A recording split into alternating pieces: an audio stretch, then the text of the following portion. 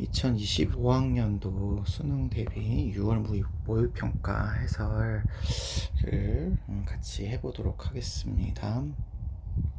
전반적으로 많이 어렵지는 않았는데요. 보통 수준이면은 이게 1등급이 한 47점, 8점 이 정도 나올 만한 그런 수준의 문제였고요.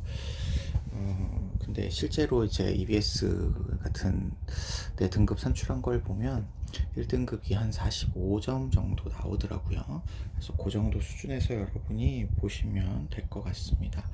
그렇게 많이 작년에 비해서는 어렵지 않았던 그런 수준의 모의고사의 문제였었던 것 같아요. 참고로 잘 기억을 해주시면 좋을 것 같고요. 우리 1번부터 같이 보겠습니다. 네, 1번은 늘 나오듯이 윤리학의 분류를 물어보는 그런 문제가 나오고 있습니다. 1번은 거의 맞게 보시고 여러분이 넘어갈 수 있도록 연습해 주셔야 되죠. 자, 1번 볼게요. 윤리학은 특정 사회에서 개인의 생활과 사회 구조 속에 존재하는 도덕 현상을 경험과학적으로 탐구하고 설명하는 것을 강조한다 했습니다. 그러면 이제 어떤 사회에서 나타나고 있는 개인의 어떤 생활이나 사회 구조 속에서 나타나고 있는 도덕 현상에 대해서 도덕 현상을 경험과학적으로 라는 거는 약간 객관적이고 가치 중립적으로 이런 표현이 되겠죠. 가치 중립적으로, 그리고 그렇다는 얘기는 이 과학적인 탐구가 인과관계를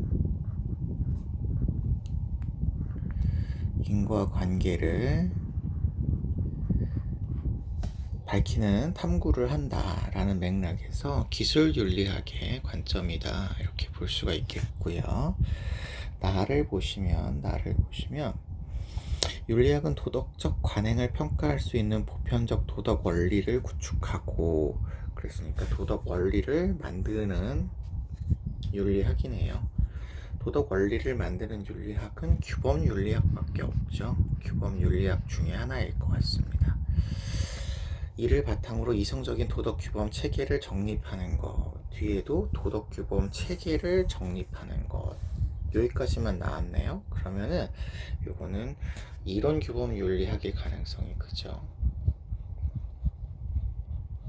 근데 이게 실천 규범 윤리학적인 특성을 보이고 있지 않기 때문에 딱히 이거 이론 규범 윤리학이다 이렇게 얘기하기가 조금 어렵기는 한데, 실천 규범 윤리학적인 요소가 없으니까 이론 규범 윤리학이라고 보셔도 문제는 되지 않을 것 같습니다.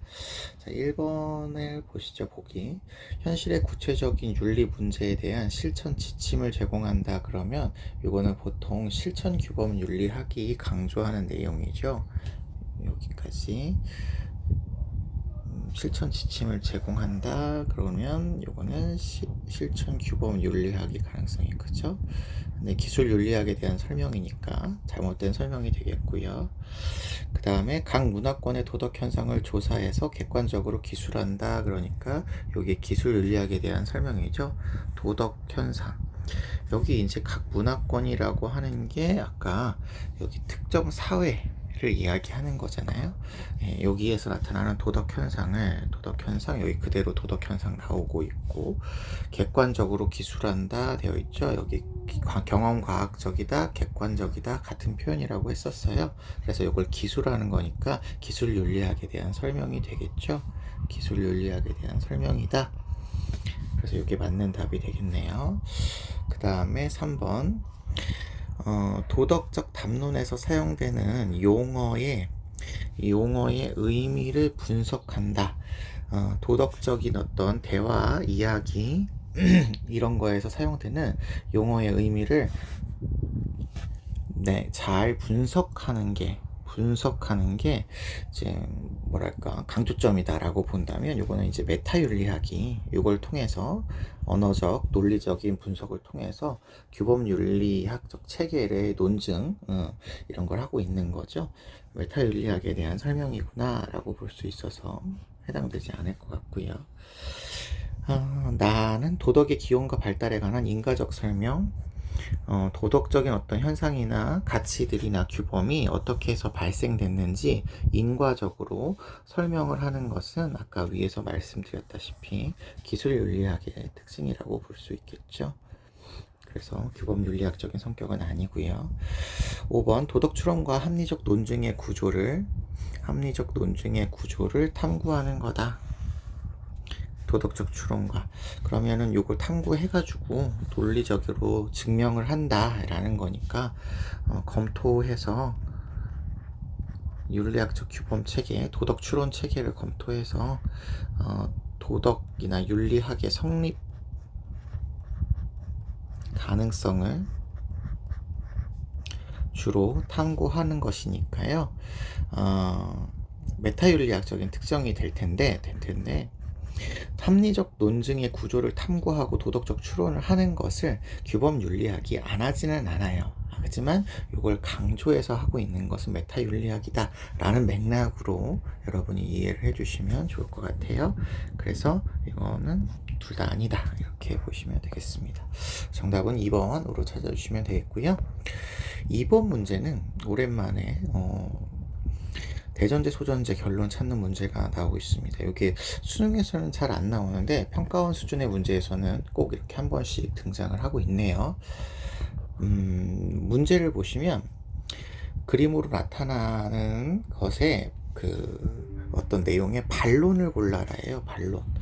그래서 여러분은 요 주장, 그러니까 소전제에 들어갈 주장의 반론에 해당하는 내용을 찾으시면 됩니다. 함께 보죠. 가를 보시면 임신 중절, 우리가 보통 낙태로 표현되는 이제 임신 중절이라고 표현하셔야 되겠죠.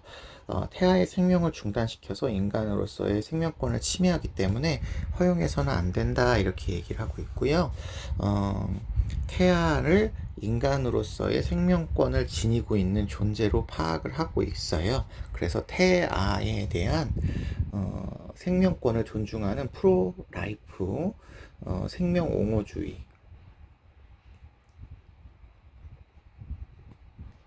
생명옹호주의의 보통 관점에서 지금 임신 중절을 반대하고 있으신 내용을 여기 3단 논법으로 정리를 한 거죠.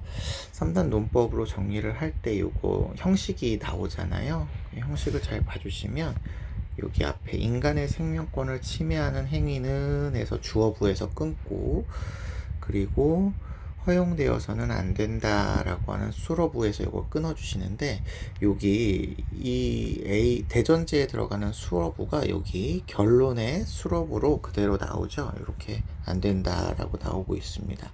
그리고 결론에 있는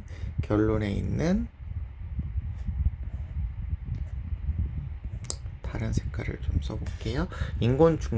인공임신 중절을이라고 하는 요 주어부랑 여기 대전제에 있는 주어부가 서로 이렇게 움직이잖아요. 여기 소전제로 가서 요게 주어부로 오시면 되고, 인공임신 중절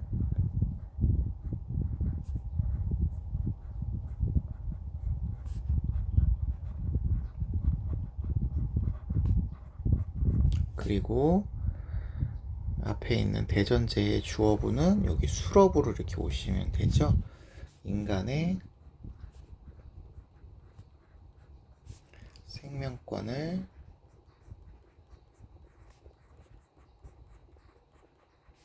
침해하는 행위다.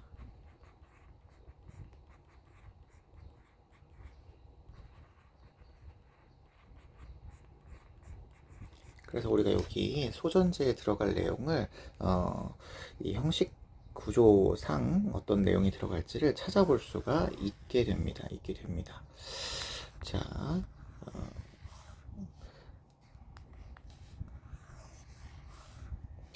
요거를 바로 찾는 게 아니라 이 내용에 대한 반론을 찾는 거예요. 반론을 찾는 거예요.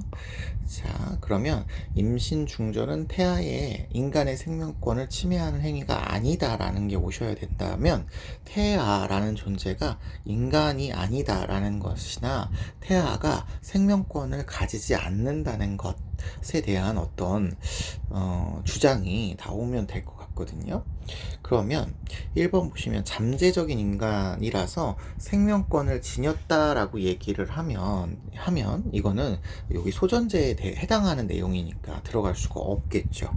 소전제에 해당하는 내용이니까 들어갈 수가 없겠고, 그 다음에 2번 배아, 태아, 성인은 유전적으로 동일한 종의 구성이다. 그러면 인간이 성인과 태아가 태아나 배아까지도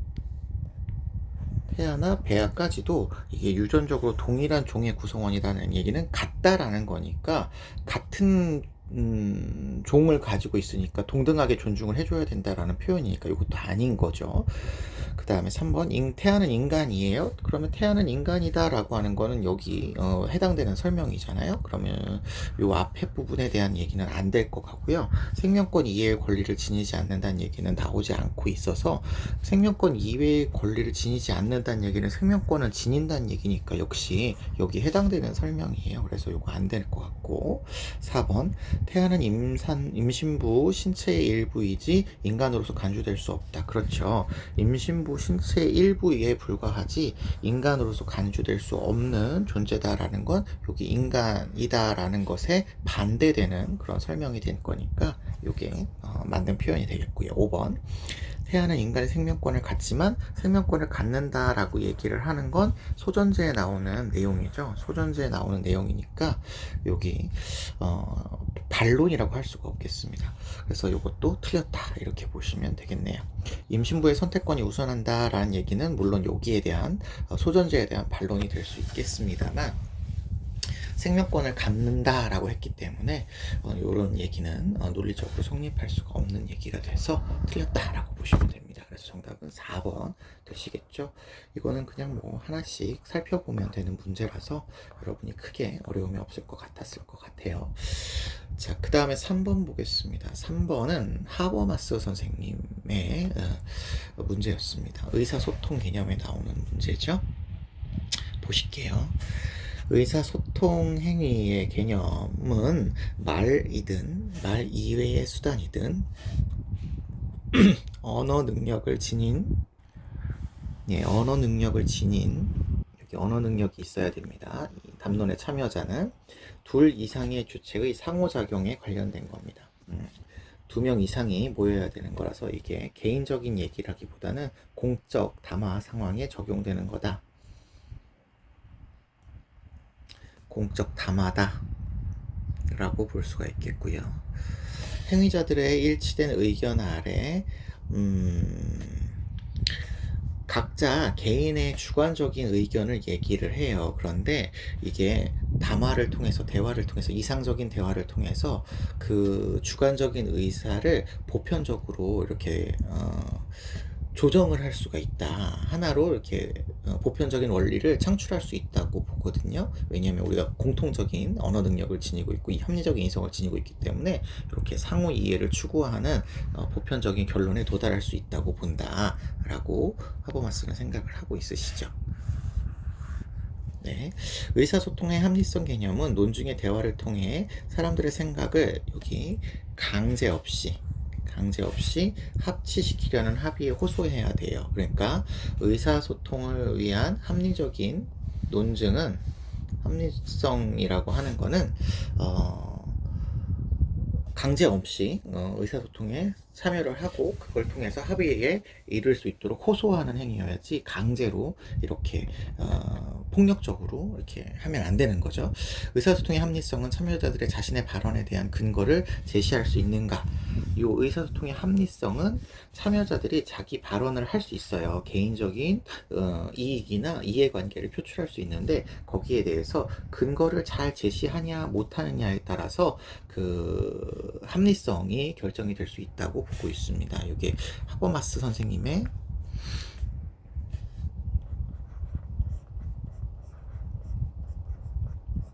의사소통윤리, 담론윤리라고도 볼 수 있는 부분이죠. 자, 1번을 보시겠습니다. 언어 능력이 없는 주체라고 해도 의사소통 행위를 할 수 있다 이렇게 되어 있는데요. 아까 위에 보시면 언어 능력을 지녀야 된다라는 얘기가 있기 때문에 언어 능력을 지닌 사람들과 관련되어야 한다라고 보셔야 되겠습니다. 언어 능력이 없는 이렇게 하면 틀렸다라고 보셔야 되겠죠.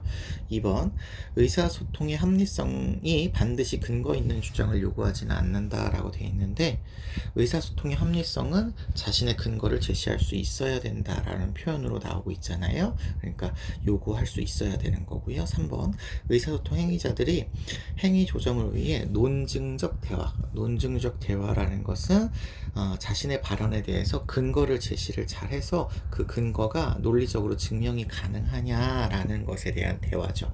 결국 이 논증적 대화가 합리적 의사소통인 거예요. 증명할 수 있는 의사소통인 거죠. 합리적 의사소통.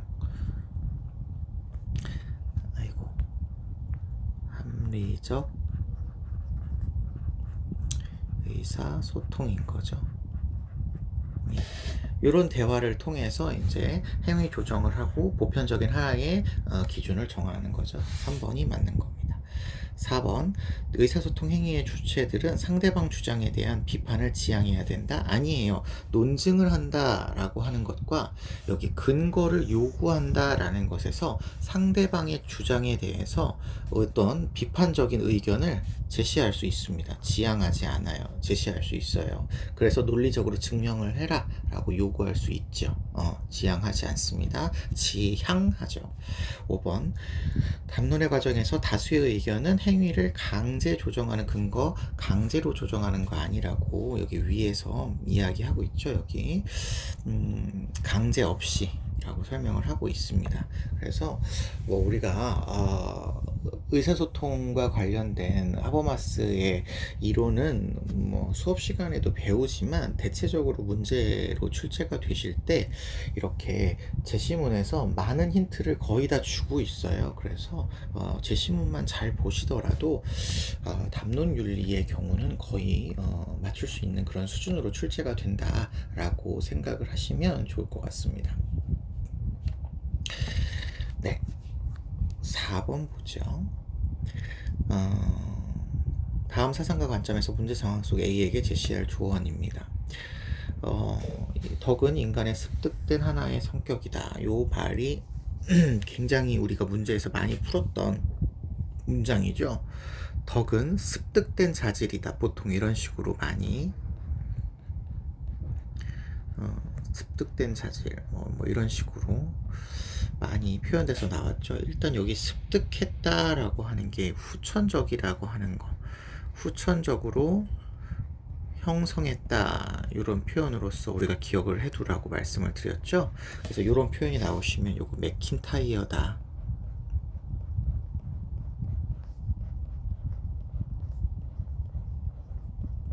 라고 우리가 알고 있으십니다. 그것을 소유하고 실천함으로써 우리는 어떤 실천 관행에 내재하고 있는 선들을 성취할 수 있습니다. 자, 이런 표현도 잘 기억해 주셔야 되죠. 실천적 관행에 내재하고 있는 선들, 이게 사회에 내재하고 있는 선들인 거죠. 그 개별적 사회에 내재하는 규범들을 의미하는 거다. 선들 이렇게 표현하실 수 있겠습니다. 네, 그래서 맥킨타이어는 덕윤리, 다른 표현으로 공동체주의죠. 공동체주의입니다. 공동체의 선을 지향하죠. 그래서 개인이 갖고 태어나는 선이 아니라 사회로부터 후천적으로 습득한 선을 얻는 것, 이걸 우리가 덕이 있다라고 표현을 하는 거죠. 이에 반해 덕의 결여는 결과적으로 그러한 선들의 성취를 방해하는 거고요. 핵심적인 덕들이 없다면 우리는 실천의 관행의 내재의 선을 접근할 수가 없습니다. 그래서 이런 핵심적인 덕들을 소유해야 된다라고 보고 있는 관점이에요. 문제 상황을 보시면 학생 A는 평소 좋아하는 가수의 콘서트에 가기 위해 용돈을 모으고 있어요. 그러던 중에 우연히 영상 플랫폼에 올라온 자신과 같은 지역에 사는 결식 아동에 대한 영상을 보고 그동안 모은 용돈으로 아동을 후원해야 될지 고민하고 있다고 이야기하고 있습니다. 자, 바르게 조언한 내용을 고르시는 거죠. 1번. 자신이 속한 공동체의 공유된 핵심 가치. 이게 여기 나오고 있는 거죠. 핵심적인 덕들, 가치. 이거를 우리가 실현해야 된다. 실천해야 된다. 이게 답이네요. 이게 답이네요. 그래서 개별적으로 속하에 있는 그 공동체에 가지고 있는 덕들을 실현하는 거다. 요게 덕이 있는 거죠. 그래서 요게 맞는 거다. 자, 2번부터 왜 틀린지 보시죠. 관습을 따르기보다는 아니에요. 관습을 따르는 게 중요합니다. 관습이 덕윤리에서는 중요한 도덕적인 고려사항이 되죠. 관습, 문화, 맥락, 역사, 관계, 자연스러운 동기, 감정 이런 것들을 중시하죠. 개인의 자율적인 준칙에 따라서 소신 있게 행동하다라는 거는 개인이 선택한 어떤 기준에 따라서 행동을 한다라는 거기 때문에 개인적인 관점이지 이게 공동체주의적인 관점이라고 볼 수가 없겠습니다. 따르기 보다가 틀린 거고 따르는 기는 맞는 거죠. 3번 공동체의 도덕적 전통의 구애됨 없이가 아니라 위에서 설명했듯이 관습과 도덕을 따라야 되는 거고요.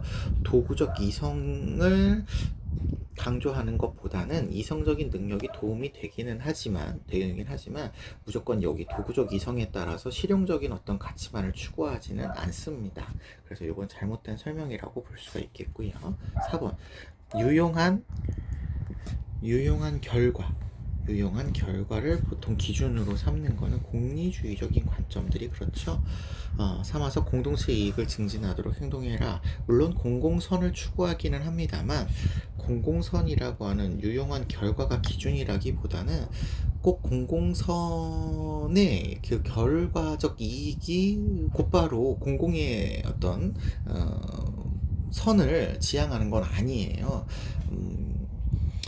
예를 들어서 그 공공의 가치를 지키되 뭔가 다수의 이익은 초래하지 않을 수도 있는 그런 결과가 나타날 수 있거든요. 예를 들어서 우리나라가 일본의 지배를 받았을 때 전반적으로 일본에서 강요되고 있었던 규칙을 따르면 전체적인 국민들에게는 경제적으로 도움이 될 수 있기 때문에 바람직한 거라고 볼 수 있겠지만 우리나라적인 공공의 가치는 훼손할 수 있기 때문에 그러지는 않는 거죠. 그래서 유용한 결과만을 기준으로 보지는 않는다. 이렇게 기억을 해주시면 좋겠습니다.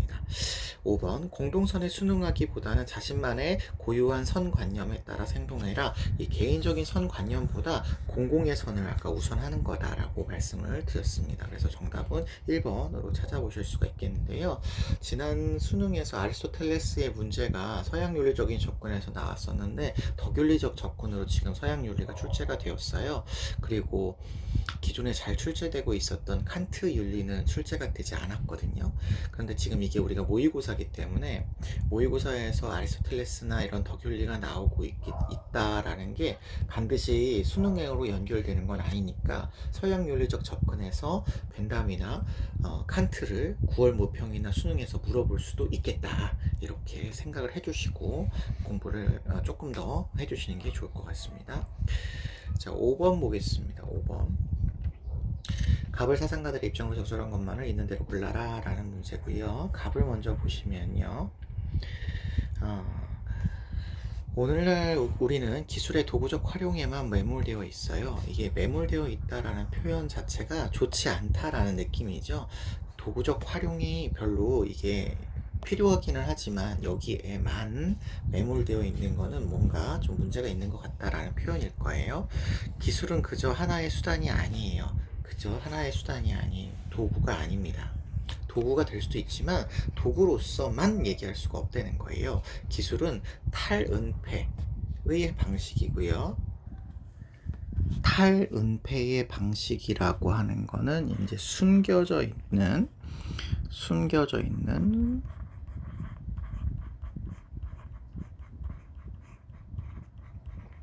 드러내는 방식이다. 드러내는 거죠. 이제 과학 기술을 통해서 원래 그 속에 숨겨져 있던 여러 가지 것들을 끄집어내는 그런 방식이래요. 이 점에 주목한다면 기술의 본질이 갖는 영역 중 그동안 망각되었던 진리의 영역이 우리한테 열리기 때문에 이 진리와 관련된 영역으로서 과학기술이 접근을 하고 있어서 그냥 단순하게 기술을 도구적인 측면으로만 우리가 봐서는 안 된다라고 얘기하시는 하이데거 선생님이 되시겠습니다. 하이데거 선생님이 되시겠죠. 자, 을을 보시면 기술은 그 자체로 선도 아니고 악도 아니에요. 선도 아니고 악도 아니다. 다시 표현하면 가치 중립적이다.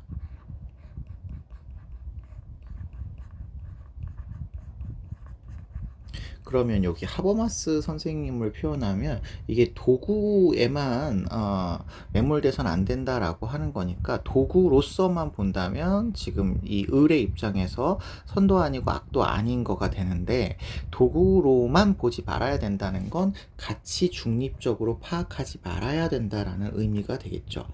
그러니까 여기를 이렇게 하면 안 되겠네요. 도구에 하면은 매몰되어 있다. 그래서 여기서 벗어나야 된다라는 거 같이 중립적인 것으로만 파악해서는 안 된다.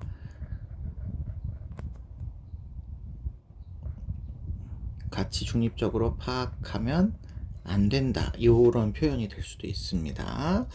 자, 계속 을을 보시겠습니다. 그러나 기술은 선하게 사용될 수도 있고 악하게 사용될 수도 있어요. 이 표현은 이제 활용의 측면에서 기술을 활용하는 활용의 측면에서는 선이라는 악이라는 가치가 개입될 수 있다. 이런 얘기죠.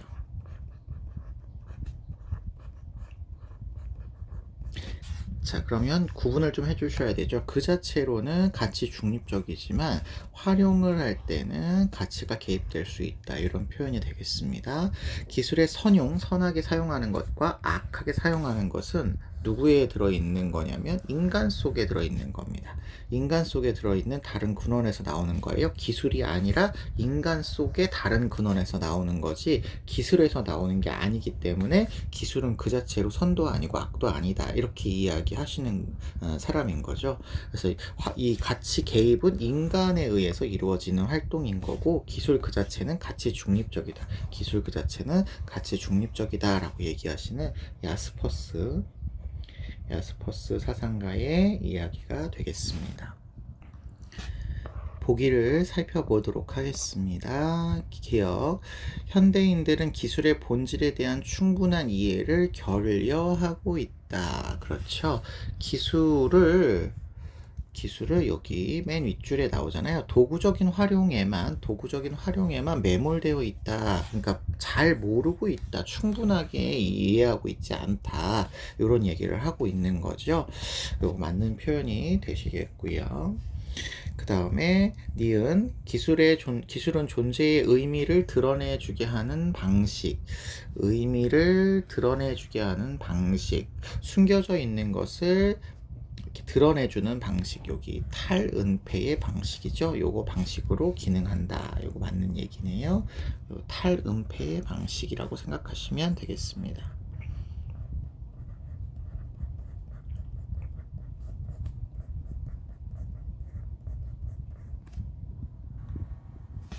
을을 보시면 디귿이죠. 기술을 선택하고 그 활용을 결정하는 기준은 가치 중립적이다라고 되어 있는데요. 어떤 기술을 쓸 건지 그 기술을 어떻게 활용할 건지는 과학기술 자체가 하는 게 아니잖아요. 자체가 스스로 기술을 어떻게 활용하고 선택하는 게 아니라 인간이 하는 거잖아요. 그러면 인간에게서 활용과 선택이 이루어진다라는 거는 이거는 인간에 의한 가치 개입이 이루어지는 거지. 가치 개입이 이루어지는 거지. 가치 중립적이라고 얘기할 수는 없겠죠. 그러면 디귿은 틀린 선지가 되겠습니다. 리을요. 기술은 인간의 목적을 위한 수단임을 부인할 수 없다. 수단인 거는 맞는데 라는 거죠. 수단인 거는 맞다. 그러면 하이데거 선생님은 인간은 기술을 선하게 혹은 악하게 쓸 수 있는 수단이죠. 수단인 건 맞죠. 그러면 이거 야스퍼스 맞죠. 야스퍼스 하이데거라고 제가 말씀드렸네요. 근데 여기 하이데거 선생님도 도구적 활용 에만이잖아요. 그러면 도구적인 활용을 수단으로 활용을 할 수 있다는 얘기잖아요. 그러면 이건 부인할 수 없는 얘기니까 이건 두 사람 모두가 맞는 표현이라서 정답은 기억, 니은, 리을까지가 정답이다라고 볼 수가 있겠습니다. 네. 이 문제가 오답률 3위거든요. 오답률 3위인데 55%의 오답률을 보이고 있어요. 그러니까 절반 정도의 친구들이 이걸 틀렸거든요. 이게 아마 선생님이 생각해 봤을 때는 이게 리을 선지를 조금 고민을 하지 않았을까 생각이 들거든요. 리을 선지를 좀 많이 고민을 해서 틀리지 않았을까 생각이 드는데 글쎄요. 요런 문제는 우리가 쉽게 좀 맞출 수 있는 문제였으면 좋겠고 야스퍼스와 하이데거를 구분하는 문제는 최근 들어서 평가원에서 자주 출제를 하고 있으셔서 이런 문제들은 좀 잘 기억을 해주시는 게 좋겠다라고 생각이 됩니다. 네, 6번을 보시죠. 6번을 보겠습니다. 그림의 발견자가 부정의 대답을 할 질문으로 가장 적절한 것은 입니다. 부정의 대답을 할 내용을 고르셔야 돼요. 부정의 대답입니다. 사람들은 금전적인 능력으로 명성을 얻으려고 하지만 금전적인 능력으로 명성을 얻으려고 한대요. 하지만 금전적인 능력만으로 명성을 얻기에는 충분하지 않답니다. 그러면 어쨌든 이분은 명성을 얻는 거에 관심이 있다. 사람들은. 그런데 금전적으로도 가능하지만 금전적인 것만으로는 충분하지 않아서 다른 것들을 통해서 명성을 얻으려고 한다. 이런 얘기겠죠. 그래서 좋은 명성을 얻고 유지하기 위한 수단으로 여기 수단 나오죠. 그러면은 금전적인 능력 말고 다른 수단으로 요걸 쓴다는 거죠. 과시적 소비. 과시적 소비 얘기하시는 분은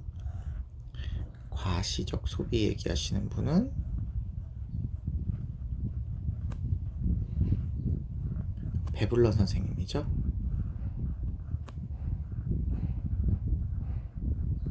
우리가 이거 과시적이라고 해서 조금 그럴 수 있는데 과시소비인 거죠. 이거 경제적으로는 과시효과에 해당하는 비합리적인 소비의 방식인 거죠.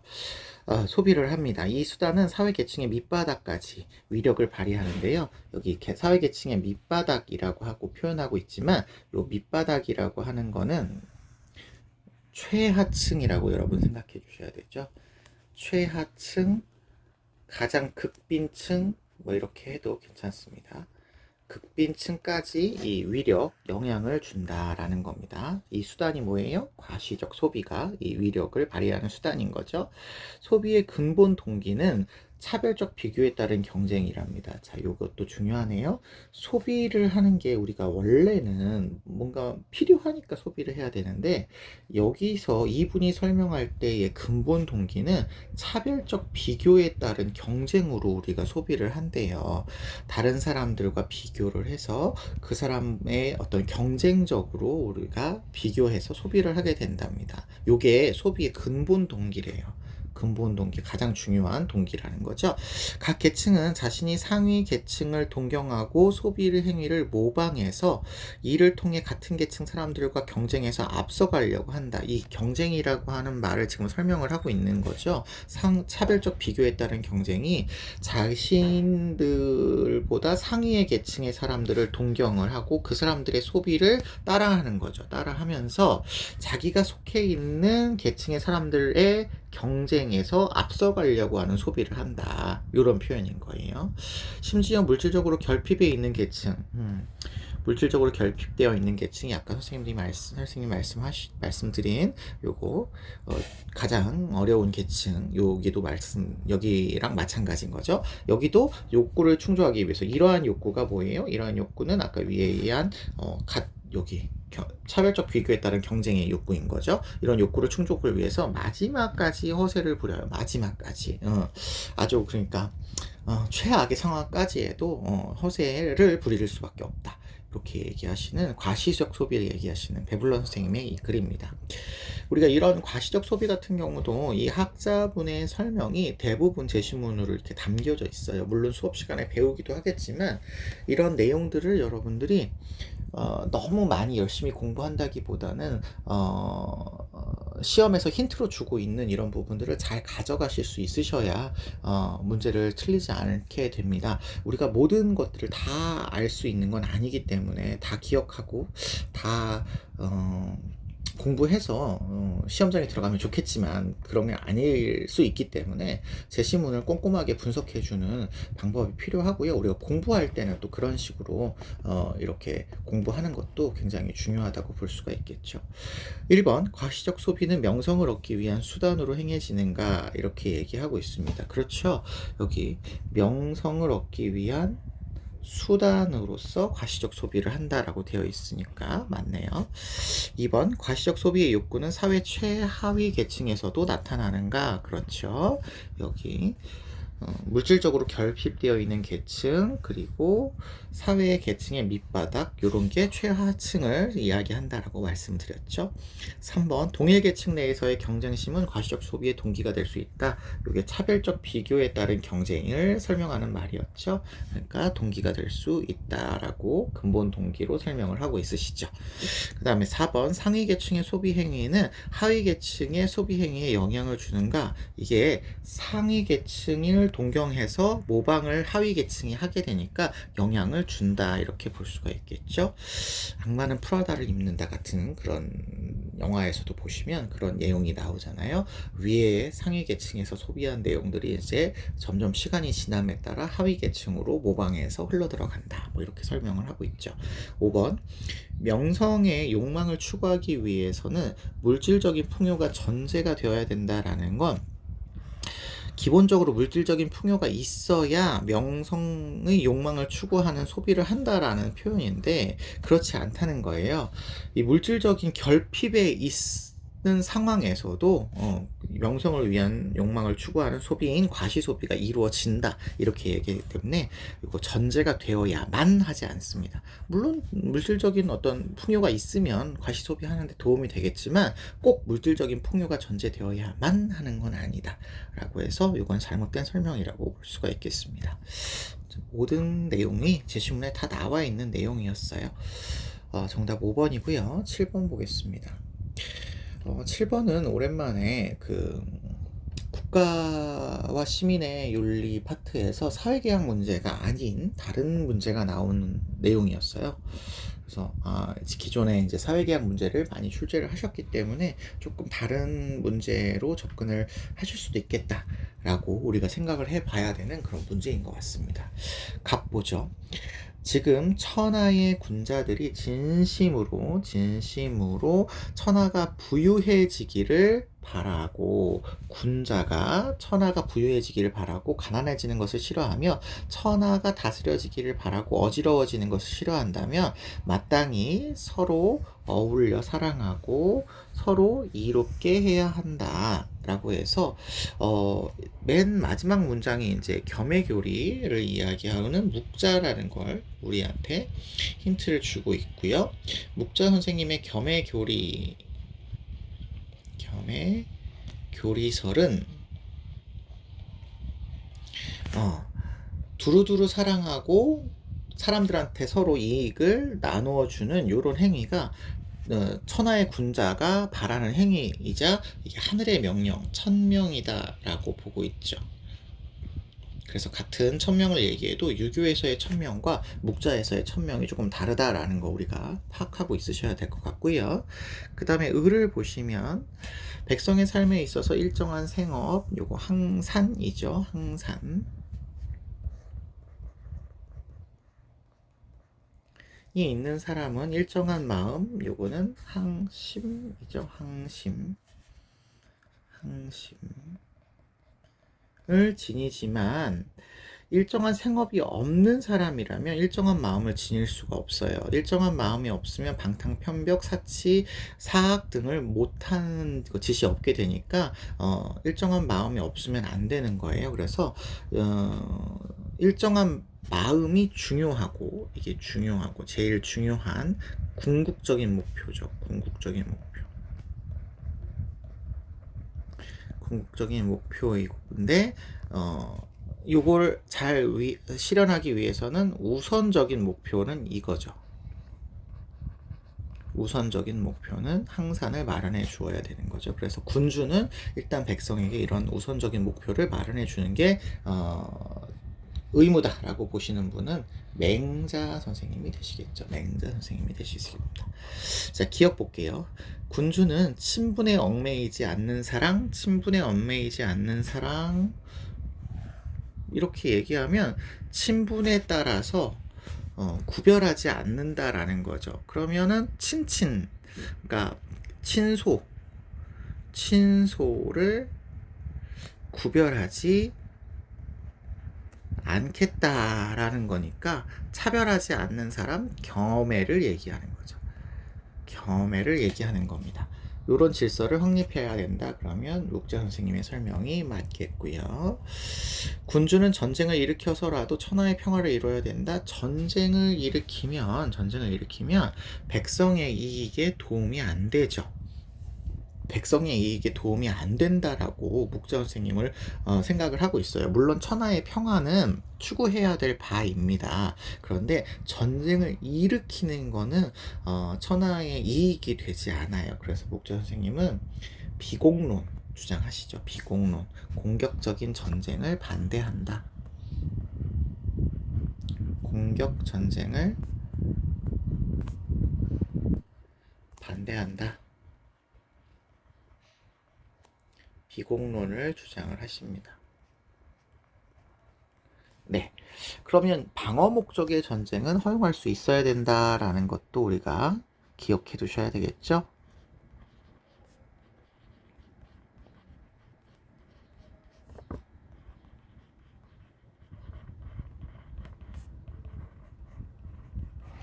예. 요게 이제 자주 나왔던 내용이니까 이거 잘 참고해 주시고요. 맹자의 디귿 보겠습니다. 궁핍한 백성의 도덕적 일탈은 군주의 책임이야. 그러니까 군주가 궁핍한 백성을 만들게 되면 이분들이 도덕적인 일탈을 할 수 있어. 그러니까 요거는 군주의 역할을 다하지 않은 거야 라고 귀속될 수 있대요. 그렇죠. 군주의 의무를 다하지 않아서 백성이 궁핍해지고 그런 궁핍한 백성이 도덕적인 일탈을 하게 된다. 요거는 군주의 책임이다. 이렇게 얘기할 수 있겠습니다. 리을요. 군주는 의로움보다 백성의 이로움을 중시해야 된다. 그러면 이게 묵자 선생님의 경우를 살펴보시면 묵자 선생님은 이로움이 곧 의로움이에요. 요게 이겁니다. 이게 같은 거예요. 묵자는 천하에 이로움을 주는 게 도덕적으로 바람직한 거예요. 그런데 이게 비교급으로 썼잖아요. 그럼 이거는 틀렸다라고 보시면 돼요. 이거 같다라고 보셔야 돼서 이거 묵자 선생님의 얘기가 될 수 없고요. 맹자 선생님의 경우에는 도덕성과 경제적인 이익이 있을 때 우선하는 거는 물론 경제적인 이익을 우선할 수 있지만 중요하게 여겨야 될 것은 도덕성을 중요하게 여겨야 되죠. 그래서 앞에 걸 더 강조해야 되기 때문에 맹자 선생님의 얘기라고도 볼 수가 없겠다. 이렇게 보셔야 되겠습니다. 그래서 정답은 기역과 디귿에 해당하는 2번이 정답이 될 수 있겠네요. 자, 8번 보겠습니다. 다음을 주장한 사상가 입장으로 적절한 것은 이고요. 오늘날 문화산업은 개인과 사회 전체를 획일화 시켰대요. 자, 획일화라는 단어가 중요할 것 같습니다. 문화산업, 일단 문화산업이라고 나왔으니까 요거는 아도르노가 되겠죠. 아도르노. 우리가 문화산업에 대해서 배우시는 분이 아도르노밖에 없으시니까요. 자, 근데 어쨌든 획일화 시킨대요. 획일화 시킨다라는 거는 하나로 만든다라는 거니까 여기서 우리가 여러 가지 힌트를 얻어가야 돼요. 대중화시킨다. 대중화시킨다라는 거는 유행이나 뭐 이런 걸 통해서 개성을 상실하게 한다. 뭘 개성화라고 할까요? 뭘 개성화. 뭘 개성화가 되었다는 얘기는 개성을 발휘하지 못하는 거니까 주체적이지 못하다.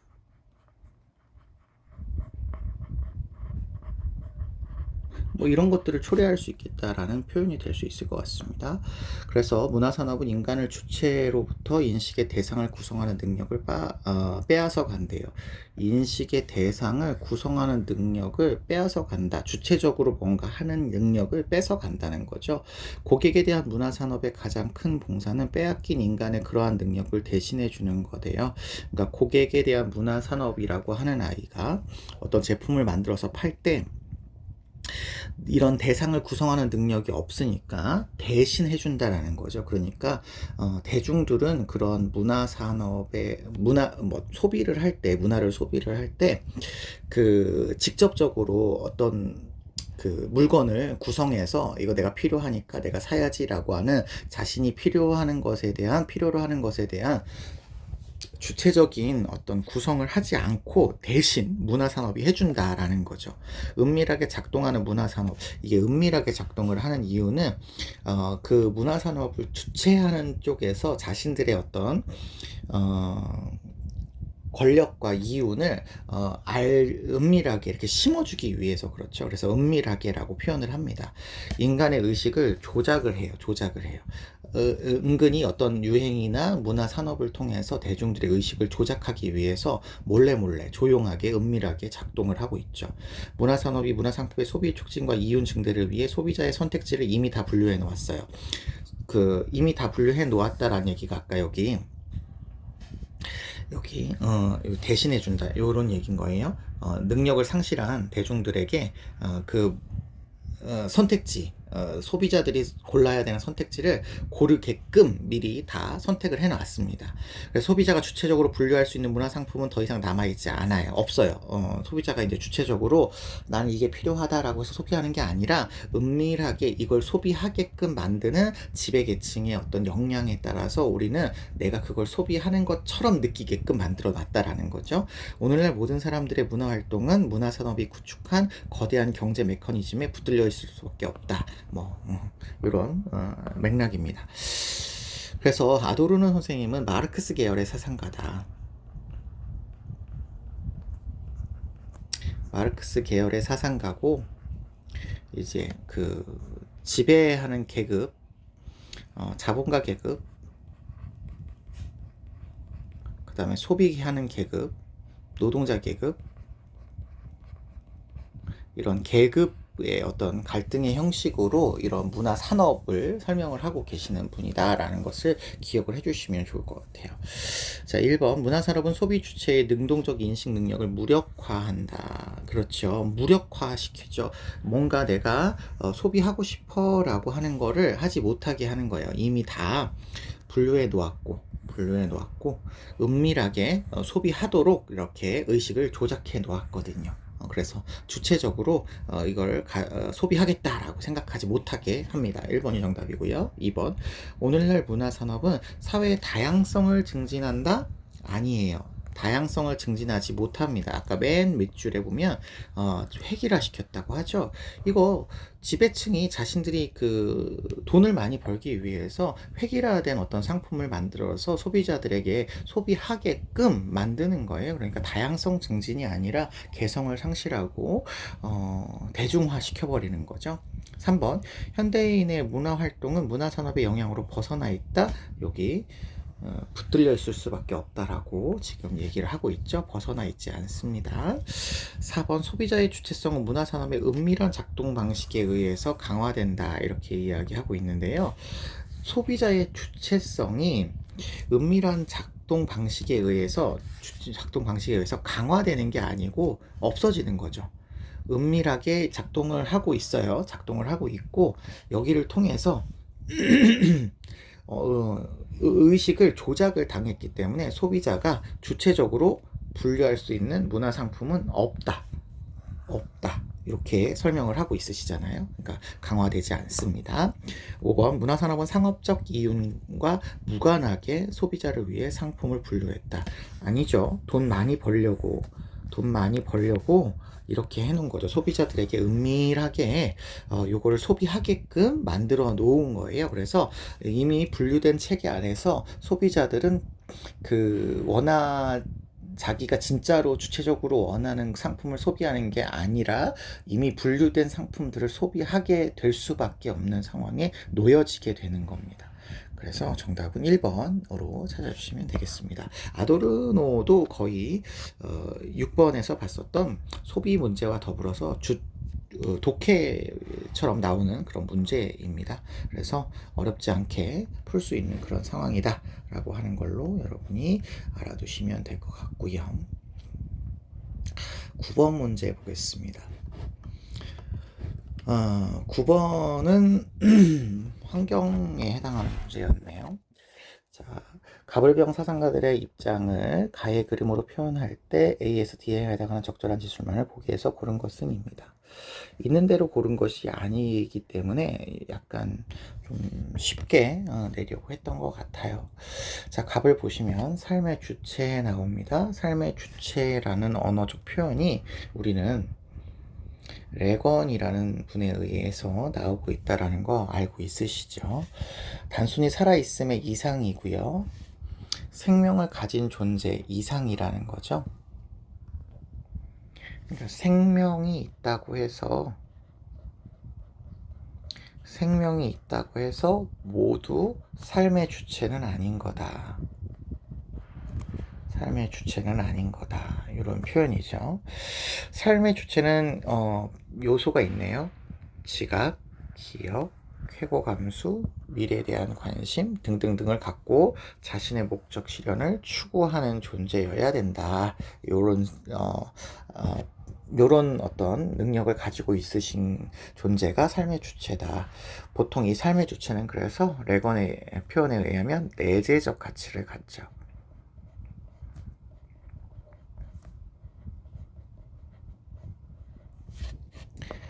자, 을을 보시면 모든 유기체 네, 유기체 그러시면 이제 살아있는 존재라고 보시면 돼요. 생명체, 생명을 지니고 있는 존재라고 보시면 돼요. 그래서 생명으로 서로 의존적인 관계를 맺고 있으면 유기체라고 합니다. 그런데 목적론적 삶의 중심이라고 표현을 하네요. 목적론적 삶의 중심. 요것도 요 언어적인 표현도 정확하게 쓰시는 분이 있으시잖아요. 그래서 요런 표현 나오시면 이분은 테일러 선생님이시구나 우리가 찾을 수가 있죠. 그래서 개별 유기체 개별입니다. 전체가 아니라는 거죠. 유기적인 관계에 놓여 있기는 하지만 상호 의존적인 관계에 놓여 있기는 하지만 그 목표 지향적인 활동이 개별적인 활동이에요. 그래서 개체를 중시한다. 개체를 중시한다 라고 하는 그런 관점이라는 거죠. 아무튼 근데 목표 지향적인 활동을 해요. 목표 지향적인 활동을 합니다. 질서 정연한 하나의 시스템으로서의 고유한 선을 가지고 있습니다. 상호 의존적인 질서 정연한 어떤 시스템을 갖고 있기는 한데요. 이게 고유한 선, 개별적으로 추구하는 고유한 선을 지니고 있다라는 맥락이죠. 그래서 이게 전체주의가 아니라 개체주의다라고 하는 것을 볼 수 있겠습니다. 병을 보겠습니다. 비록 이성을 지니지 못했지만 생명이 있는 동물을 폭력적으로 잔인한 방식으로 다루는 것은 자기 자신에 대한 인간의 의무와 대립된다라고 해서 생명이 있는 동물을 폭력적으로 다루지 말아야 되는 의무가 인간 자기 자신에게서 나타난다. 비롯된다. 요거를 우리가 간접 의무 개념으로 설명을 하시죠. 간접 의무가 있다 이야기하시는 분은 칸트 선생님 되시겠습니다. 자, 그러면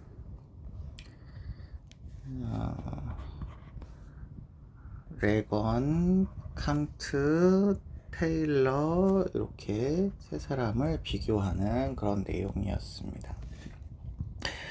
같이 보실게요.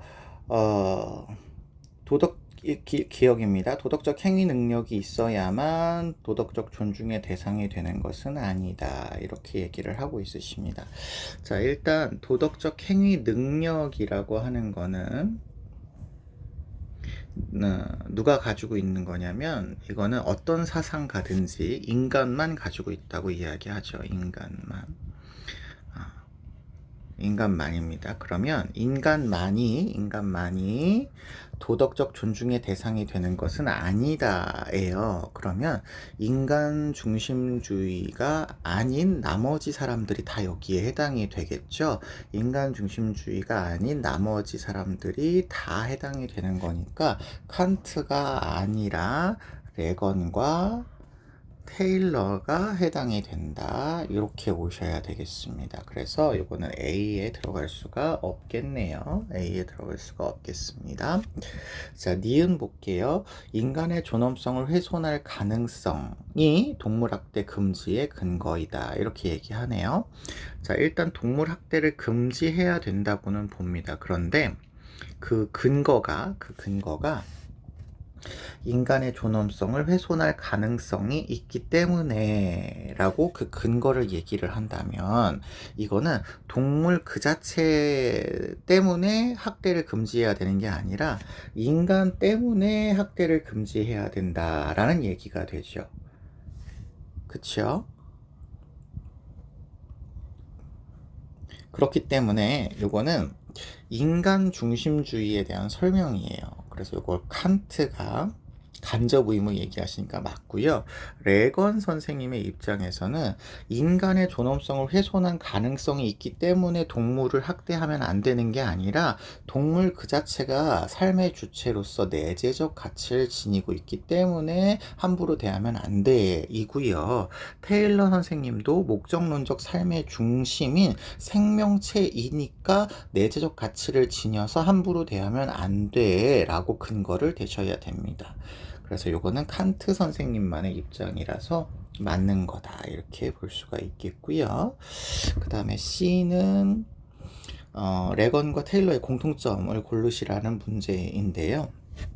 보겠습니다. 생태계의 구성원만이 도덕적 지위를 지닌 존재가 될 수 있는 것은 아니다.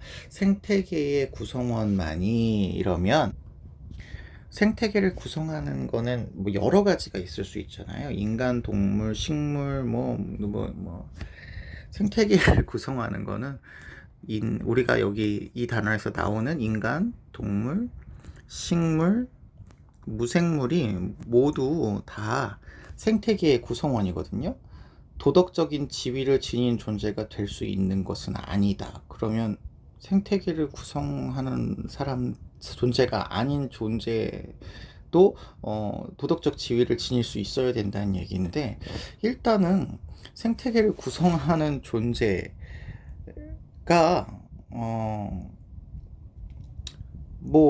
누구냐에 따라 달라질 텐데, 이 분들은 모두 이 인간, 동물, 식물까지만이잖아요. 다 구성원이에요. 그래서 이게 그런 존재가 아닌 존재가 도덕적 지위를 지닌다 그러시면은 이게 다 틀리게 되는 거죠. 테일러도 그렇고 레건도 그렇고 칸트도 그렇고 이게 모두 다 틀리게 되는 거죠. 생태계 구성원으로서 이제 도덕적 지위가 발생되는 존재들이 있는 건데, 그런 존재가 아닌 존재가 된다 그러면 이거는 해당되지 않는 설명이라서 이거는 모두에게 포함되지 않는 얘기가 될 것 같습니다. 리을 보시죠. 수단으로만 사용돼서는 안 되는 존재. 우리가 보통 이거를 내재적 가치를 지닌 존재 이렇게 얘기하죠. 내재적.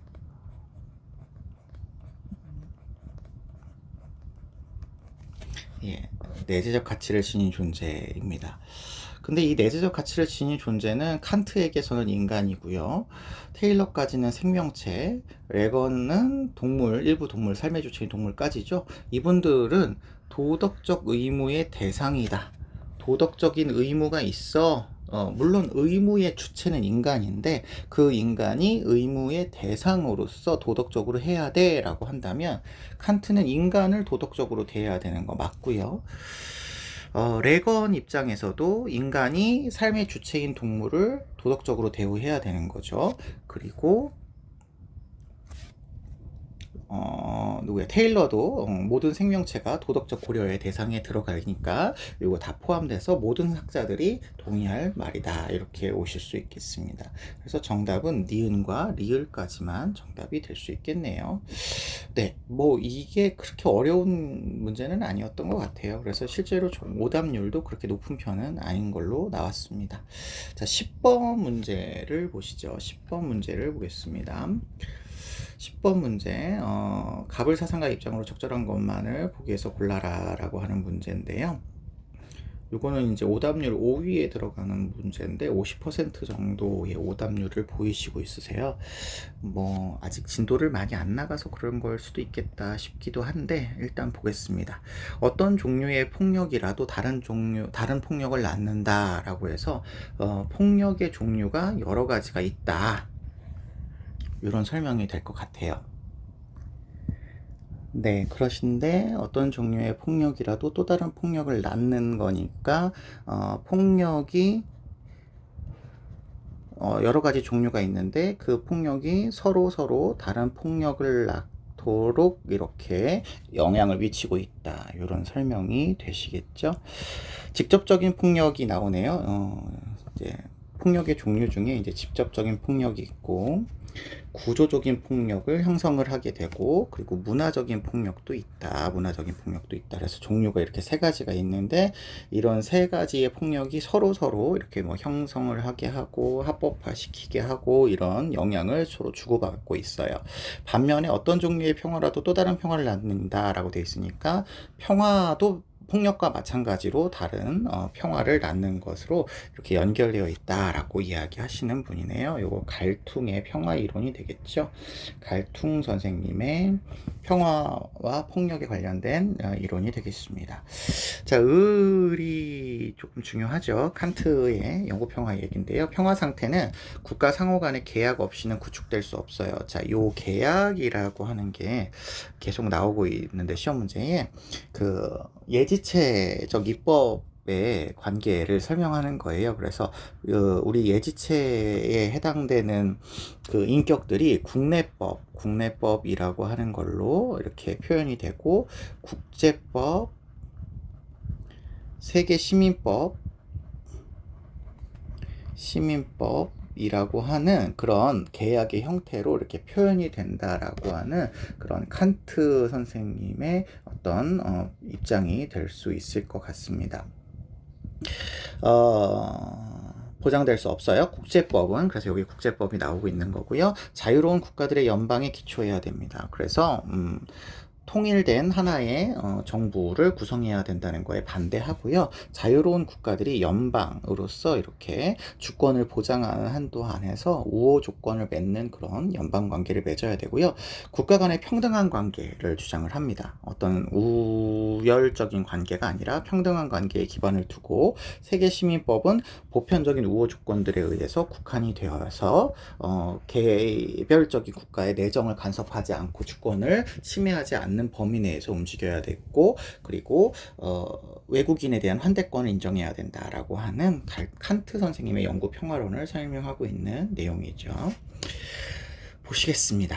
기억. 갈등은 평화적이지 않은 수단으로는 결코 평화를 실현할 수 없다. 지금 뭐 앞에 평화적이지 않은 수단이라는 표현이 나왔는데, 이것 뭐 다른 말로 표현하면 이제 폭력적인 수단인 거죠. 폭력적인 수단을 통해서는 결코 평화를 실현할 수가 없어요. 이게 왜 그러냐면, 이게 맞는 표현인데 왜 그러냐면, 어, 위에 보시면 어떤 종류의 폭력이라도 다른 폭력을 낳아요. 그러니까 평화를 위해서 폭력을 쓰게 되면 그게 결국은 평화를 낳는 게 아니라 폭력을 낳는 결과를 시행하고 있기 때문에 평화를 실현할 수 없다라는 게 그 갈퉁 선생님의 설명입니다. 그래서 평화는 평화적인 방법으로 실현해야 된다. 그래서 이분의 책 제목도 평화적 수단에 의한 평화, 뭐 비폭력 수단에 의한 평화 이렇게 해석되는 책인 거죠. 그래서 폭력적인 수단을 반대하고 계셔요. 자, 니은 가겠습니다. 구조적 착취를 정당화하는 수단. 우리가 보통 이 착취는 경제적인 부분에서의 착취인데요. 이게 이제 구조적인 폭력의 하나의 형태로 나타나죠. 구조적인 폭력 여기 나와 있으니까 한번 좀 말씀을 드리자면, 구조적인 폭력은 이제 정치적인 억압이나 경제적인 착취의 형태로 보통 이렇게 나타나게 됩니다. 근데 아무튼 이걸 정당화하는 그런 수단으로서 예술이라고 하는 건 문화죠.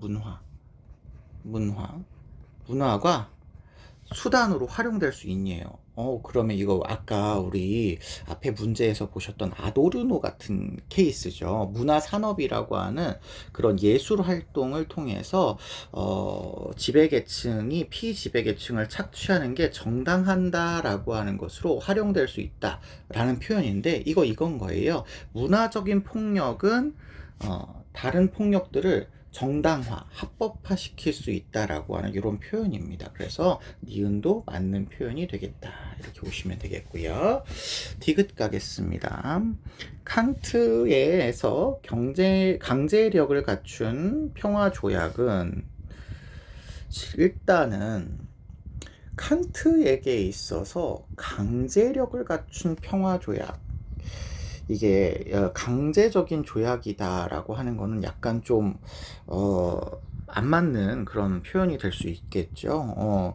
평화 조약은 그리고 영구 평화를 보장한다라는 게 아니라 평화 조약은 개별적인 전쟁을 종식시키는 조약인 거예요. 그래서 이게 뭐 강제력을 갖췄다 이런 표현도 조금 맞지 않고 평화를 위한 거니까요. 물론 이게 서로 간에 자율적으로 합의해가지고 평화 조약을 이루는 거기는 하고, 그리고 영구적인 평화를 보장하는 것은 국제 연맹 같은 게, 국제 연맹이 영구 평화를 위해서 필요하다 이렇게 얘기를 하는 거지, 영구적인 평화를 보장한다 그러면 이거 충분 조건이란 얘기인데, 평화 조약만으로는 이게 충분하지 않다라는 개념으로 여러분이 생각을 해주시면 좋을 것 같아요. 그래서 이거 X 이렇게 보시면 되겠습니다. 이 칸트식의 그 칸트 선생님이 표현한 그 표현 그대로 이야기할 때 평화 조약은 개별적인 전쟁의 종식을 위해서 필요하고 영구 평화를 보장하기 위한 국제연맹이 필요하다 이렇게 설명을 하거든요.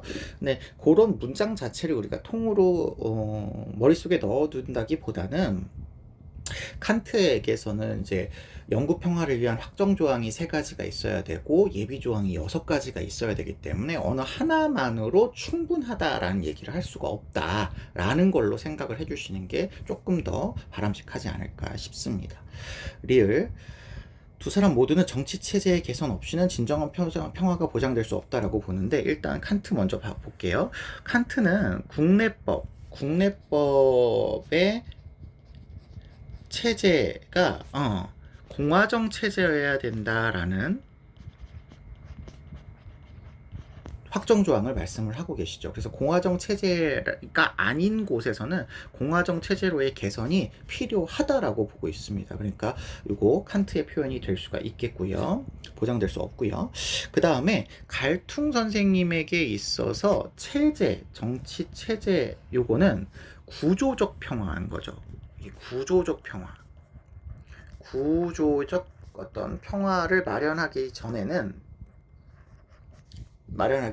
진정한 평화가 보장될 수 없다. 이런 표현이기 때문에 이것도 맞는 표현이다라고 생각하셔야 됩니다. 그래서 정답이 기역, 니은, 리을까지가 정답이 되겠습니다.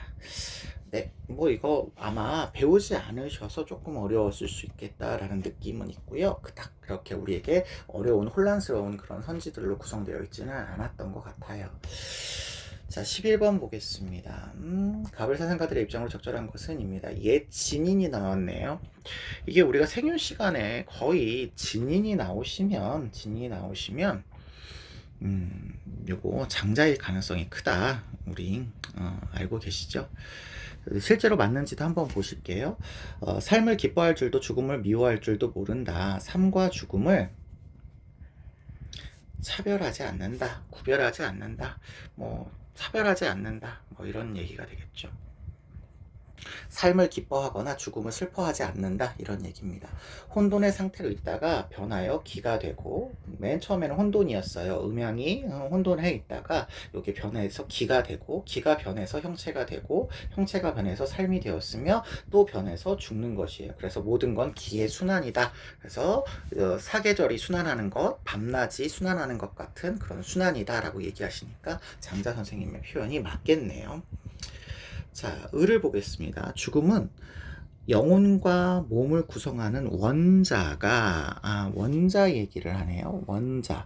원소죠. 원자가 흩어지는 것이 죽음이랍니다. 그러면 우리의 영혼과 몸은 원자로 구성되어 있다라고 보는 에피쿠로스 선생님이시죠. 에피쿠로스 되시겠습니다. 에피쿠로스에서 계속 봅니다. 모든 좋고 나쁨은 뭐에 달려 있냐면 감각에 달려 있어요.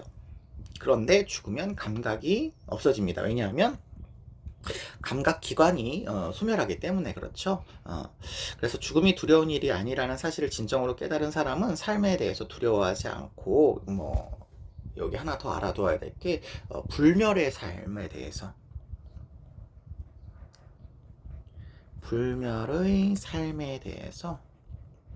갈증을 느끼지 않죠. 이럴 필요가 없다라고 이야기하고 있으십니다.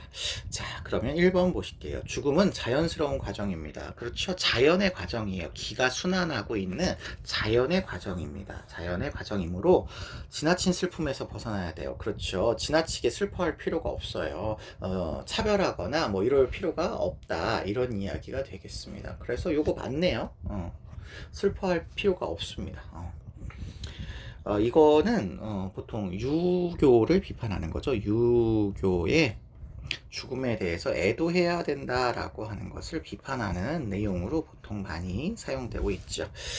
2번 삶의 단절인 죽음은 생사의 순환에서 벗어나는 필연적인 과정이다라고 하는데요. 생사는 추나추동의 사계절이 순환하는 것과 같아요. 그래서 이게 생사는 계속적인 순환이지 순환에서 벗어나는 게 아닙니다. 벗어나는 게 아니에요. 3번 죽음은 육체의 고통을 낳지만 틀렸죠. 죽음은 인간에게 아무것도 아닙니다. 고통이 없어요. 왜냐하면 죽음이 오면 고통을 느낄 감각이 사라지기 때문에 고통을 우리가 알 수가 없습니다. 하지만 죽음에 대해서 바람직하게 이해를 하면 평온하기는 해요. 그래서 고통을 낳는다라는 표현이 틀린 거고요. 4번. 죽음은 영원한 삶으로 이행하는 과정? 아니죠. 영원한 삶으로 들어간다라면 영원하게 뭔가 존재를 해야 돼요. 보통 플라톤 선생님이 영원 불면설을 이야기하면서 이렇게 표현을 하죠. 근데 에피쿠로스는 영혼도 소멸을 하고 육체도 소멸을 하기 때문에 이게 이렇게 설명하지 않습니다. 영혼이 흩어지고 원자가 흩어지기 때문에 그 영혼을 구성하고 있던 원자가 흩어짐으로 육체와 영혼이 모두 소멸한다 이렇게 보셔야 돼서요. 영원한 삶으로 이행하는 과정 안 되고요. 물론 두려워해서는 안 된다는 맞는 표현이 될 수 있겠습니다.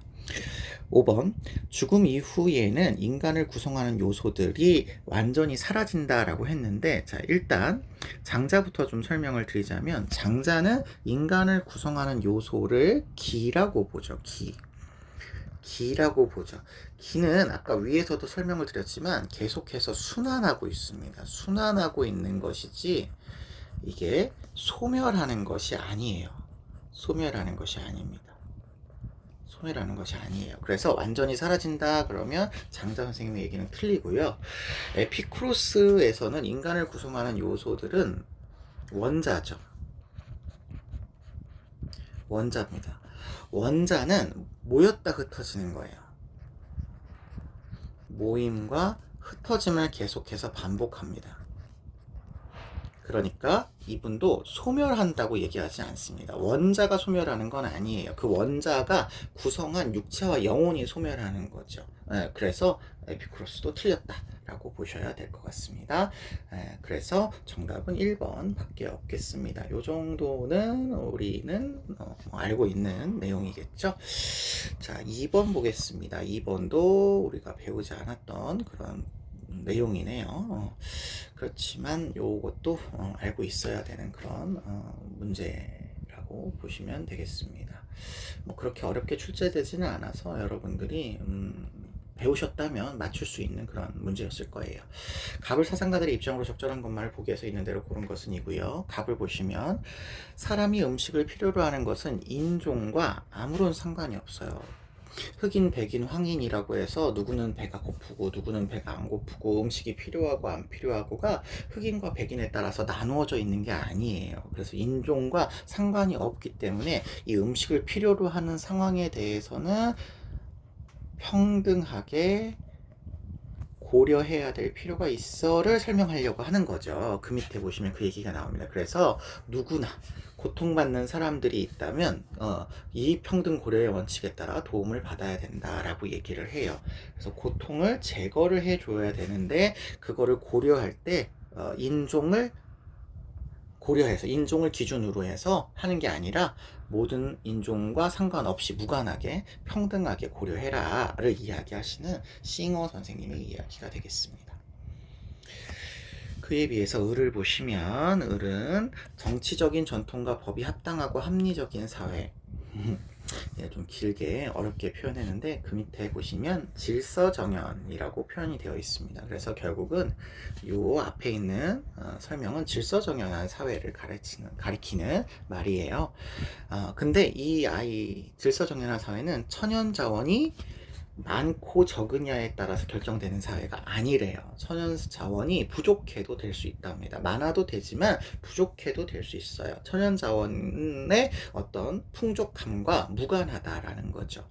때문에 해외 헌조의 목적은 고통받는 사회, 이분은 사회를 질서정연한 사회라든지 고통받는 사회와 같이 이렇게 구별을 해 놓으셨죠. 그래서 정치적인 전통과 법이 합당하고 합리적인 사회라는 어떤 정의의 원칙이 적용되는 사회와 그렇지 않은 사회를 구별을 해 놓았어요. 근데 그렇지 못한 이런 고통받는 사회를 적정 수준의 사회, 즉 정의의 원칙이 적용되는 질서정연한 사회 체제로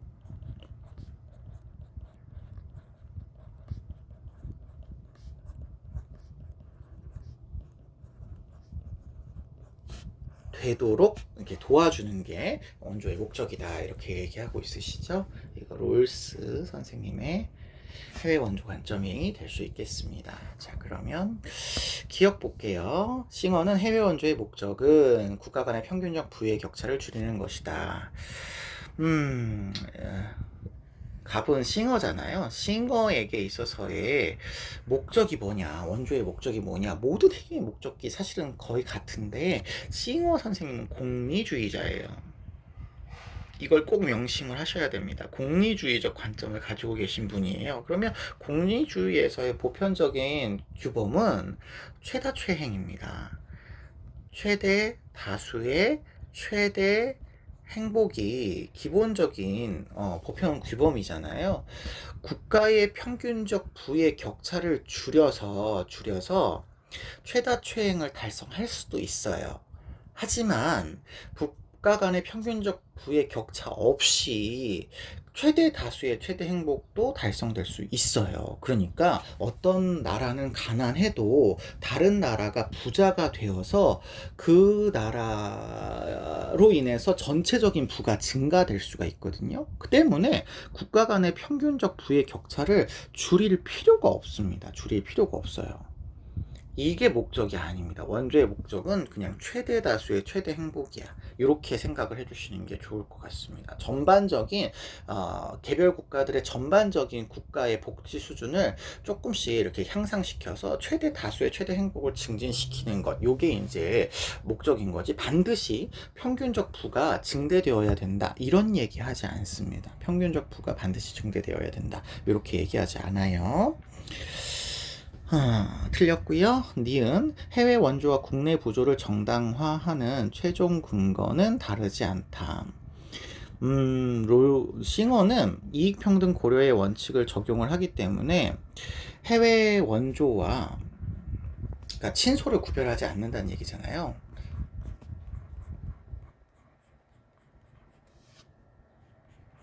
친소를 구별하지 않는다는 거니까 여기 위에다 쓸게요. 위에다, 자리가 좀 애매하네. 옆에다 써야 되겠네요. 국내에 어려운 사람들을 도와주는 것과 국내의 부조, 이걸 부조라고 하죠. 부조와 해외 원조를 구별하지 않습니다. 평등하게 고려해요. 평등하게 고려해요. 그러면 해외 원조를 해야 되는 근거와 국내 부조를 해야 되는 근거는 싱어에게 있어서는 공리주의적인 관점으로 동일하죠. 동일하죠. 다르지 않죠. 다르지 않죠. 네. 그래서 국내 부조를 할 때는 이런 원칙이 적용되고 해외 원조를 할 때는 저런 원칙이 적용되고가 다르지 않고 똑같아요. 그러니까 요거 맞는 건데, 요거는 롤스의 개념으로도 기억해 주셔야 돼요. 롤스의 경우에는 요거 다르다라고 보죠. 롤스의 경우는 다르다라고 봅니다. 롤스는 해외 원조를 적용할 때 차등의 원칙을 적용하지 않기 때문에 국내에 어려운 사람을 도와줄 때는 차등의 원칙을 적용하는 원칙인 거고, 해외 원조를 적용할 때는 차등의 원칙을 적용하지 않는 원칙이기 때문에 구별을 해서 적용을 하고 있죠. 그래서 롤스의 견해도 같이 기억을 해주세요. 하지만 싱어는 어쨌든 구별하지 않는다, 원칙은 동일하다, 이렇게 생각해 주셔야 되겠습니다. 디귿 보겠습니다. 인권 개선을 위한 해외 원조는 수혜국의 정의로운 기본 제도 수립 이후에도 계속되어야 된다. 롤스는 원조의 차단점이 존재를 하죠. 정의로운 기본 제도의 수립이 이루어졌다라는 거는 질서 정연한 사회 체제가 만들어졌다는 거예요. 원조의 목적 자체가 고통받는 사회가 질서 정연한 사회가 되도록 해야 하는 데 있기 때문에 이런 목적이 잘 달성되었으면 그 이후에는 원조가 중단되어야 되는 차단점이 있습니다. 그래서 이거 롤스가 동의하지 않을 개념이고요. 그 다음에 리을을 보시면 기아 상태의 사람들을 구제하는 해외 원조는 보편적인 의무냐. 자, 요게 이제 기아 상태라는 표현이 조금 어려울 수 있겠는데요.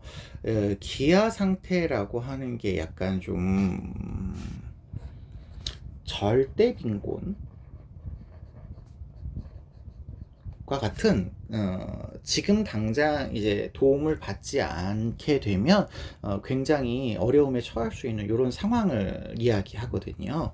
요거는 도와야 되느냐 라는 게 의무라고 보냐, 이런 말인 거예요.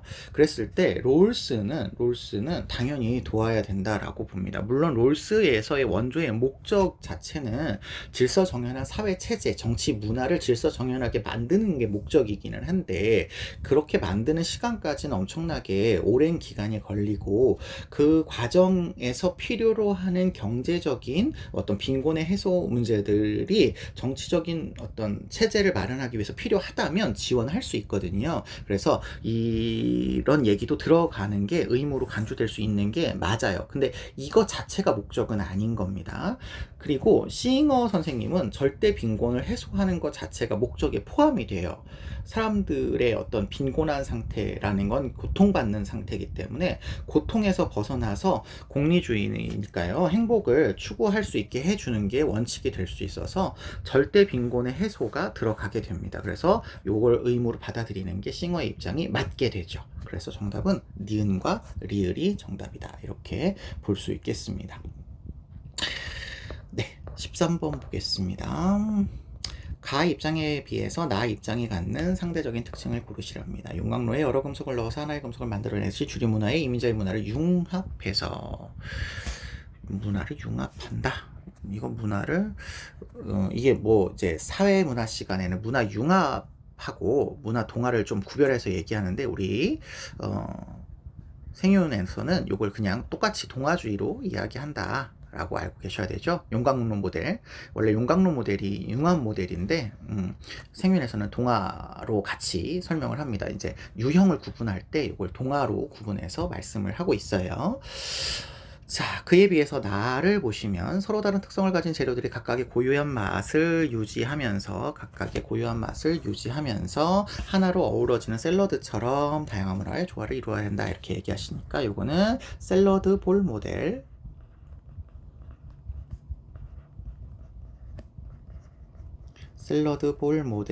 우리가 보통 다문화주의 이 정책에 해당하겠죠. 자, 그러면은 요거를 나누는 이제 기준이 이제 두 가지 정도를 기억을 해 주셔야 돼요. 개별 정체성, 이민자들의 개별 정체성을 샐러드 볼 모델은 유지한다. 정체성을 유지한다. 요거 하나랑 그 다음에 문화 간의 우열을 구분하지 않는다. 요걸 이제 기준으로 보셔야 되겠죠.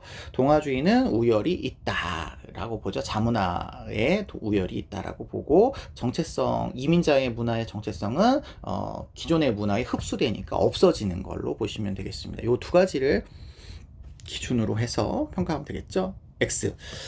이질적인 문화를 관용하는 정도라는 거는 이질적인 문화를 존중해준다, 인정해준다, 정체성을 수용한다 라는 거니까 이거는 샐러드 볼 모델이 높게 가지는 표현이고요. Y, 다양한 문화의 공존. 그렇죠. 다양한 문화가 서로 공존한다는 건 함께 존재한다는 거니까 정체성을 유지한다라는 거가 되겠지요. Z축, 여러 문화의 고유한 전체성을 존중한다. 다 정체성과 관련된 표현이었네요. 존중하는 거죠. 그러면 모두가 다 높은 것을 고르시면 될 것 같아요. X축도 높음, Y축도 높음, Z축도 높음, 다 높음을 고르셔야 되기 때문에 이거는 니은이다. 이렇게 찾아주시면 되겠습니다. 요 문제 푸는 방법 제가 한 번도 설명을 안 했던 것 같기는 한데 자, 이 X축에서 이게 여기가 높음이고 여기가 낮음이잖아요. 그랬을 때 높음을 골라라 그러면 이쪽 라인을 골라야 돼요. 요거를 이제 입체적으로 표현하면 요 높은 축에 들어가는 게 여기 이렇게 네 군데가 이제 높은 축에 X축에서는 표현되는 내용이고요. Y축은 여기가 이제 높고 낮음이에요. 그랬을 때 높고 낮음의 기준을 이렇게 Y축의 기준으로 봤을 때 여기가 높음이잖아요. 그래서 높음을 찾으면 여기까지가 높음인 거예요. 여기까지가 높음인 거예요. 제가 이거 하나 지우고 보겠습니다. 그래서 만약에 Y와 X축이 높음으로써의 공유된 지점을 찾는다면 니은과 지금 미음이 이제 높음축에 해당되는 내용이라고 볼 수가 있겠죠. 그리고 Z축을 기준으로 봤을 때 이렇게 봤을 때 여기가 높음이고 여기가 낮음이잖아요. 여기가 높음이고 낮음이란 말이야. 그래서 높음을 찾은다면 여기가 높음일 거예요. 요 라인을 쭉 이렇게 해보시면 직육면체에서 보시면 여기가 다 높음인 거죠. 여기가 다 높음인 거예요. 그랬을 때 낮음 빼고요. 공통점을 골라라 했으니까 여기가 지금 세 개의 공통점이 나오는 겁니다. 그랬을 때 정답이 지금 2번이라는 거거든요. 이런 식으로 문제를 푸는 건데 사실 여러분이 이거를 선생님처럼 이걸 매번 이렇게 생각하지 않아도 몇 번 해보시면 금방 찾을 수 있을 거예요. 몇 번 연습해 보시면 될 것 같고요. 14번 보시겠습니다. 14번. 우리 진도 나갔었던 시민 불복종 문제가 출제가 되었네요. 이거 오답률이 62%나 되는 문제였습니다. 그래도 예전에 비해서 막 70%, 80%는 나오지 않아서 그 정도로 어렵진 않았던 것 같고요. 보기를 고르는 것 자체가 여기 보시면 있는 대로 고르는 게 아니기 때문에 조금 쉽게 내는 그런 추세였다라는 거죠. 자, 답을 보겠습니다. 시민 불복종의 대상은 평등한 자유의 원칙 그리고 공정한 기회균등의 원칙을 심각하게 위반하거나 현저하게 위반한 경우에 제한된다, 국한된다 얘기하고 계셔요. 롤스 선생님이시죠.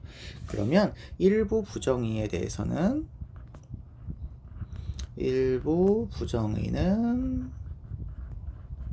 복종할 수 있는 의무가 있다 이렇게 얘기할 수도 있겠습니다.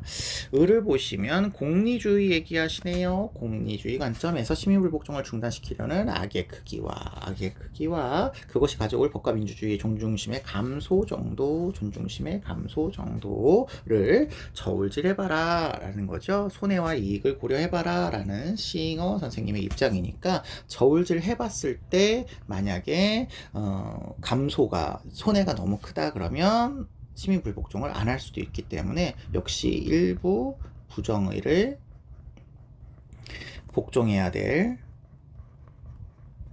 의무가 있다. 그리고 손해 정도가 작아야 되고 이익이 커야 되는 거니까 중단시키려고 하는 악의 크기가 커야 되겠죠. 병을 보겠습니다. 병을 보시면 우리는 법에 대한 존경심보다 먼저 정의에 대한 존경심을 가져야 된다. 왜냐하면 이분의 표현으로는 우리는 국민이기 이전에 인간이기 때문에 그렇죠. 인간이기 때문에 그렇습니다. 그래서 법이 독단에 치우쳐 있다면 우리는 개인의 양심에 따라서 저항할 수 있다라고 해서 개인의 양심이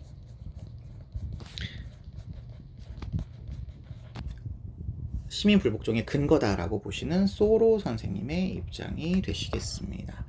자, 그러면은 소로, 롤스, 싱어 선생님을 비교하셔야 되겠네요. 자, 기억 보겠습니다. 다수의 의사를 반영한 법.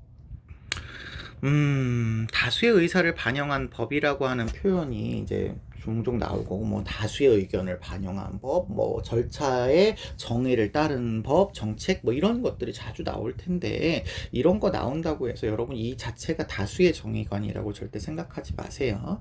자, 이런 법이라도 시민불복종의 대상이 될 수 있냐 없냐를 물어보는 거거든요.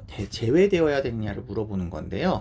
당연히 이 시민불복종은 평등한 자유의 원칙이나 공정한 기회균등의 원칙이 적용되어지는 사회에서 심대한 위반, 현저한 위반이 일어나는 경우를 이야기해요. 그러니까 정의의 원칙이 적용되는 사회에서는 당연히 질서 정해나 사회 체제에 의해서 법이나 정책이 생겨납니다. 그러니까 이거가 곧 다수의 정의관이 아닌 거야. 그로 인해서 생겨난 법이나 정책인 거고 시민불복종은 그 중에서도 심각하고 현저한 위반에 대해서 시민불복종을 할 수 있냐라고 물어보는 거니까 비시민불복종 대상에서 반드시 제외되지 않는다라고 얘기하셔야 되고 나머지 사람들도 다 똑같은 표현입니다.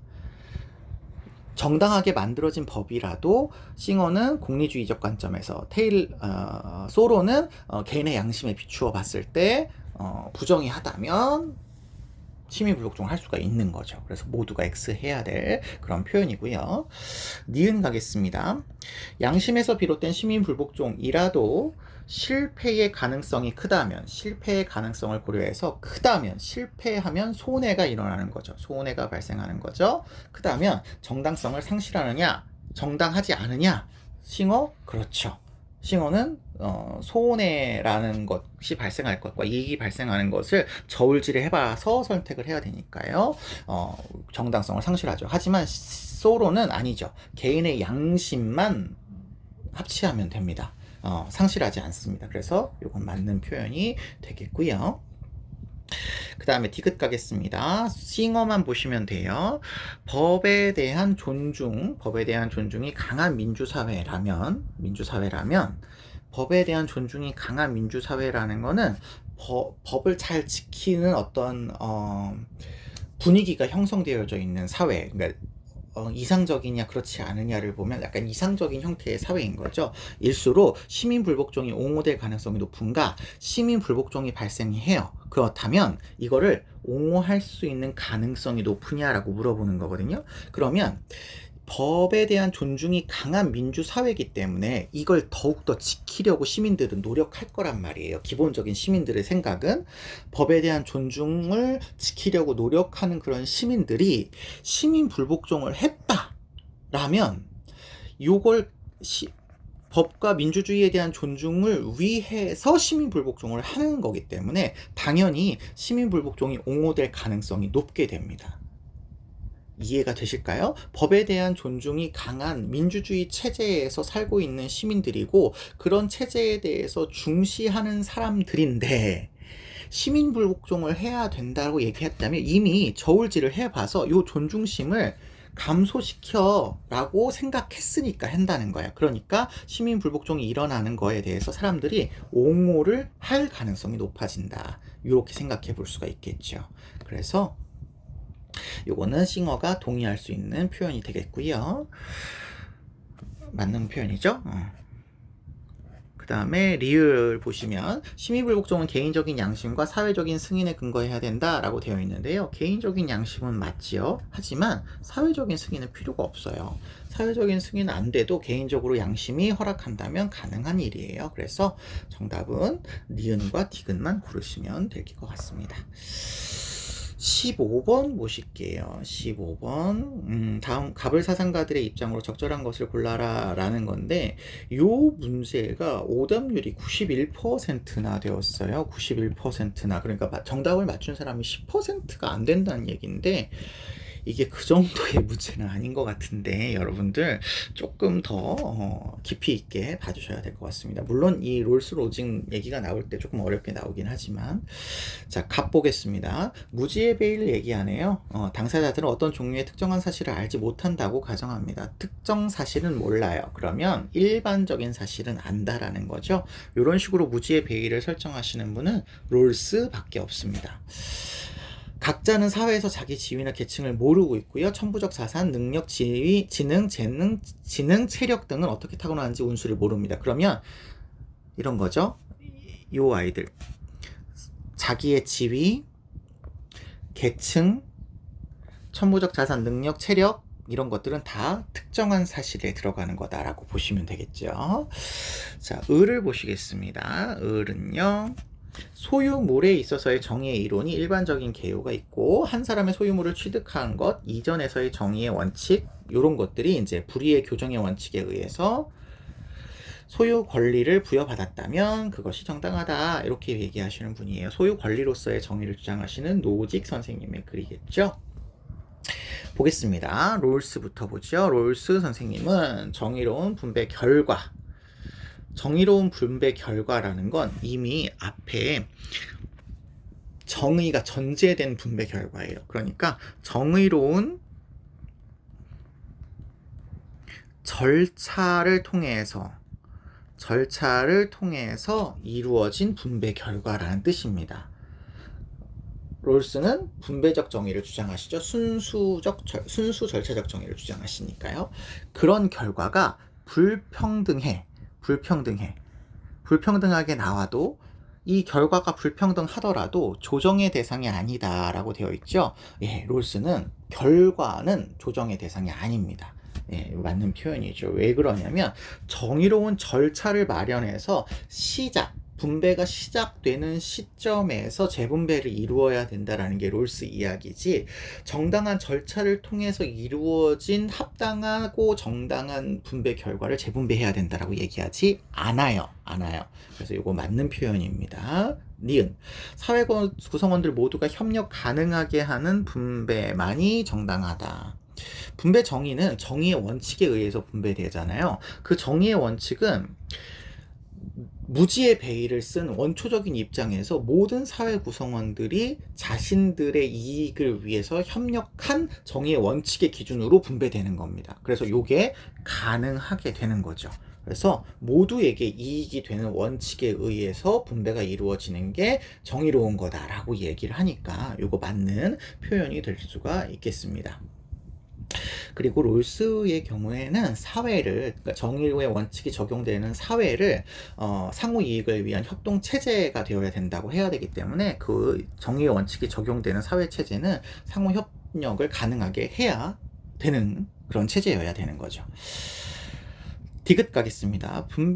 부정의한 분배의 교정 외에 국가의 역할을 허용해서는 안 되느냐. 자, 요게 아마 좀 여러분들이 조금 어려웠을 수 있을 수도 있겠다라는 생각이 좀 드는데요.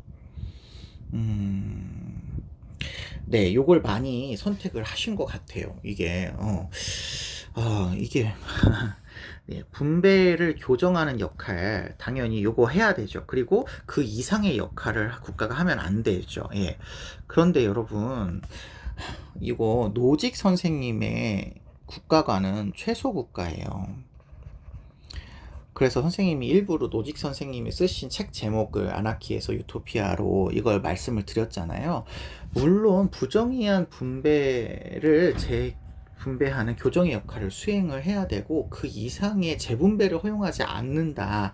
요게 노직이지, 그 역할 외에 아무것도 허용하지 않는 건 아닌 거죠. 여러분, 일반적으로 국가가 해야 되는 최소의 역할을 해야 되는 거잖아요. 경찰의 역할, 야경 국가의 역할, 국방의 역할, 뭐 치안 유지, 질서 유지, 뭐 이런 역할을 해야 되기 때문에 역할을 허용할 수 있는 부분이 있습니다. 재분배에 관련한 복지 정책 이런 것들의 역할을 안 하는 그런 부분이지, 무조건 이 부정의를 교정하는 역할 외에 아무것도 하면 안 돼, 이거는 아니죠. 그래서 이거는 틀린 선지가 됩니다.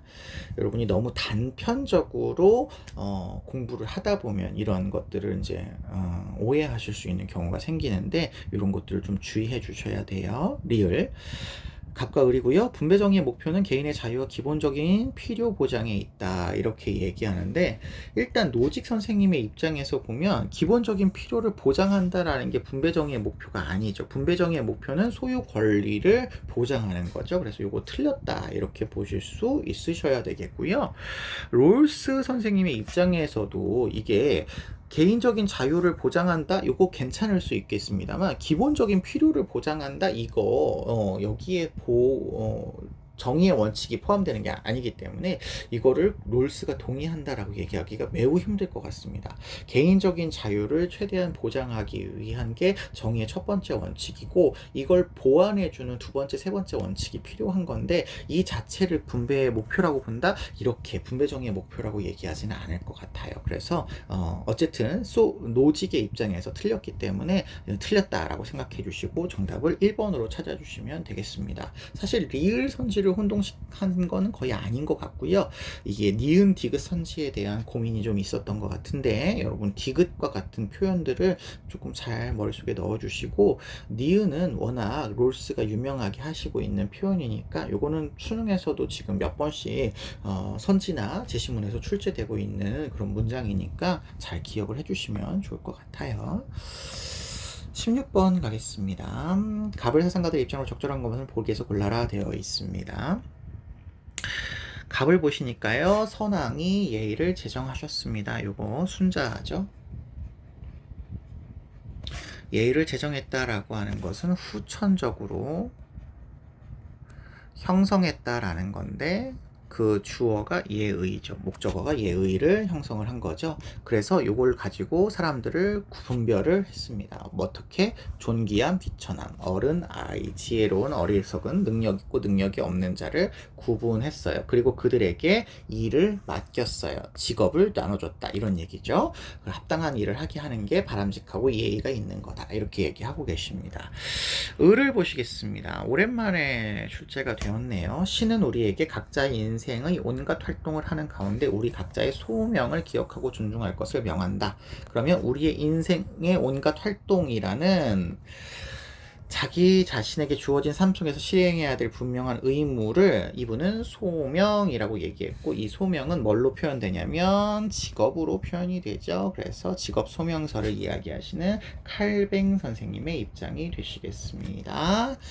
자, 그러면 기억 보죠. 순자 선생님은 직업 배분에 있어서 직업을 나눌 때 개인의 자질을 분별해야 되죠. 아까 예로서 분별한다 라고 되어 있죠. 능력이 있고 능력이 없는지를 분별을 해야 된다. 맞는 표현이죠.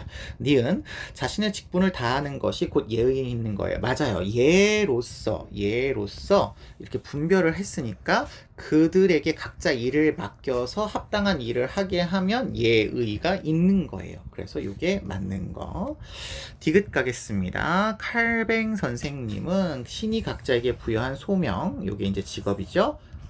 인데 귀천이 생긴다라는데 신이 부여한 거니까 모두 다 귀한 거죠. 모두 다 성스러운 거라고 생각을 해야 되겠죠. 그래서 이거 틀렸다 이렇게 보시면 되겠고요. 리을 적성에 맞는 직업을 스스로 선택한다. 요거 위에 글에서 보시면 칼뱅은 신이 부여했다라고 되어 있죠. 스스로 선택하지 않은 거고요. 순자 선생님의 입장에서도 군주가 예의에 따라서 분별을 하죠. 그러니까 자기가 스스로 선택하지 않아요. 그래서 정답은 기역 니은이다. 이렇게 고르시면 되겠습니다.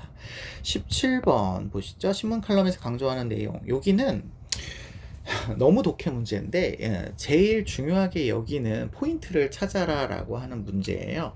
지금 이거 정보윤리 관련된 건데 저작권 관련된 문제입니다. 생성형 인공지능의 학습에 이용되는 데이터 중 많은 것들이 원저작자의 동의 없이 무단으로 수집되고 있습니다. 이는 원저작자의 저작권을 침해할 소지가 있어요. 그래서 원저작자의 저작권 보호에 대한 대책이 마련되어야 된다고 합니다. 어떤 사람들은 원저작자의 저작권을 인정하는 경우 인공지능과 산업과 위축될 것을 우려하기 때문에 어떤 사람들은 지금 이 글을 칼럼을 쓴 사람이 아니라 어떤 사람들은 저작권을 인정할 경우를 문제 삼고 있는 거니까 공유를 주장을 하는 거죠. 그래서 그들은 인공지능 학습용 데이터를 공공재로 보아야 된다라고 이제 어떤 사람들은 얘기한 거고, 지금 이 칼럼을 쓴 사람은 그 뒤에 얘기를 하셔야 될 것 같습니다. 이분은 저작권을 보호하는 것이 오히려 인공지능과 관련된 산업의 장기적인 발전에 도움을 줄 수 있다라고 보고 있어요. 그래서 저작권을 보호하고 원저작자는 데이터를 제공하려는 더 많은 유인책을 갖게 만들어서 산업의 양질의 데이터를 지속적으로 확보를 해라 라는 게 이 칼럼을 쓴 사람의 입장이에요. 그러면 저작권을 보호해야 된다라는 맥락에서 설명을 해야 돼요. 그래서 이게 정답이 4번으로 생각해 볼 수가 있겠습니다. 나머지는 여러분이 한 번씩 봐주세요. 18번 보겠습니다. 성과 사랑 관련된 얘기네요. 성은 사회적인 안정과 관련되고 사회적인 안정과 관련이 됩니다. 사회 안정과 관련이 되고 출산, 양육의 책임에서 발생을 시키고요. 부부간의 성관계만이 도덕적으로 정당하다. 성에 관련된 그 밖의 가치는 가족의 안정성과 출산의 목적에 기여하는 것에서 파생되어야 되는 거지요. 그러니까 이거 보수주의 관점이네요. 그에 비해서 나를 보시면 결혼과 출산이 전제된 성만이 도덕적으로 정당한 것은 아니래요. 심지어 사랑도 필수 요건이 아니랍니다. 사랑도 필요 없대요. 그러면 이거는 자유주의겠죠. 자유주의적인 맥락이고, 그러면 자발적인 동의가 이루어지고 피해를 주지 않는다면 도덕적으로 정당화될 수 있다. 다 자유주의네요. 자, 1번 보겠습니다. 보수주의는 성관계가 종족 보존의 측면에서만 정당화될 수 있다. 그렇죠. 양육 있죠? 출산, 이런 측면에서 정당화될 수 있다. 이렇게 얘기를 하죠. 그런데 요거 만이라고 이야기를 하시네요. 예, 만이라고 이야기를 하시고 있으시네요. 아, 이것만은 아니고 종족 보존이라고 하는 출산 양육으로 연결되는 성이 바람직한 성인데 부부간에 이루어지는 성을 허용하고 있기 때문에 이것만 이렇게 얘기할 수는 없겠습니다. 그래서 이건 틀렸고요. 2번 성의 쾌락적 가치 추구와 생시적 가치 추구는 양립할 수 없다. 아니죠. 부부간의 성적인 행위는 생시적 가치를 추구하는 명목 하에서 쾌락적 가치를 동시에 추구하는 걸로 양립할 수가 있으셔야 되는 거죠. 틀렸고요. 3번 상호 존중의 원리에 부합하는 성관계는 정당화될 수 있다.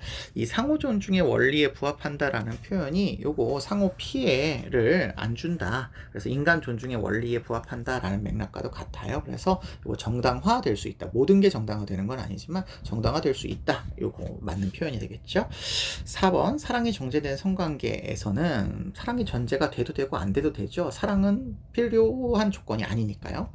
해약금지 원리가 적용되지 않는다?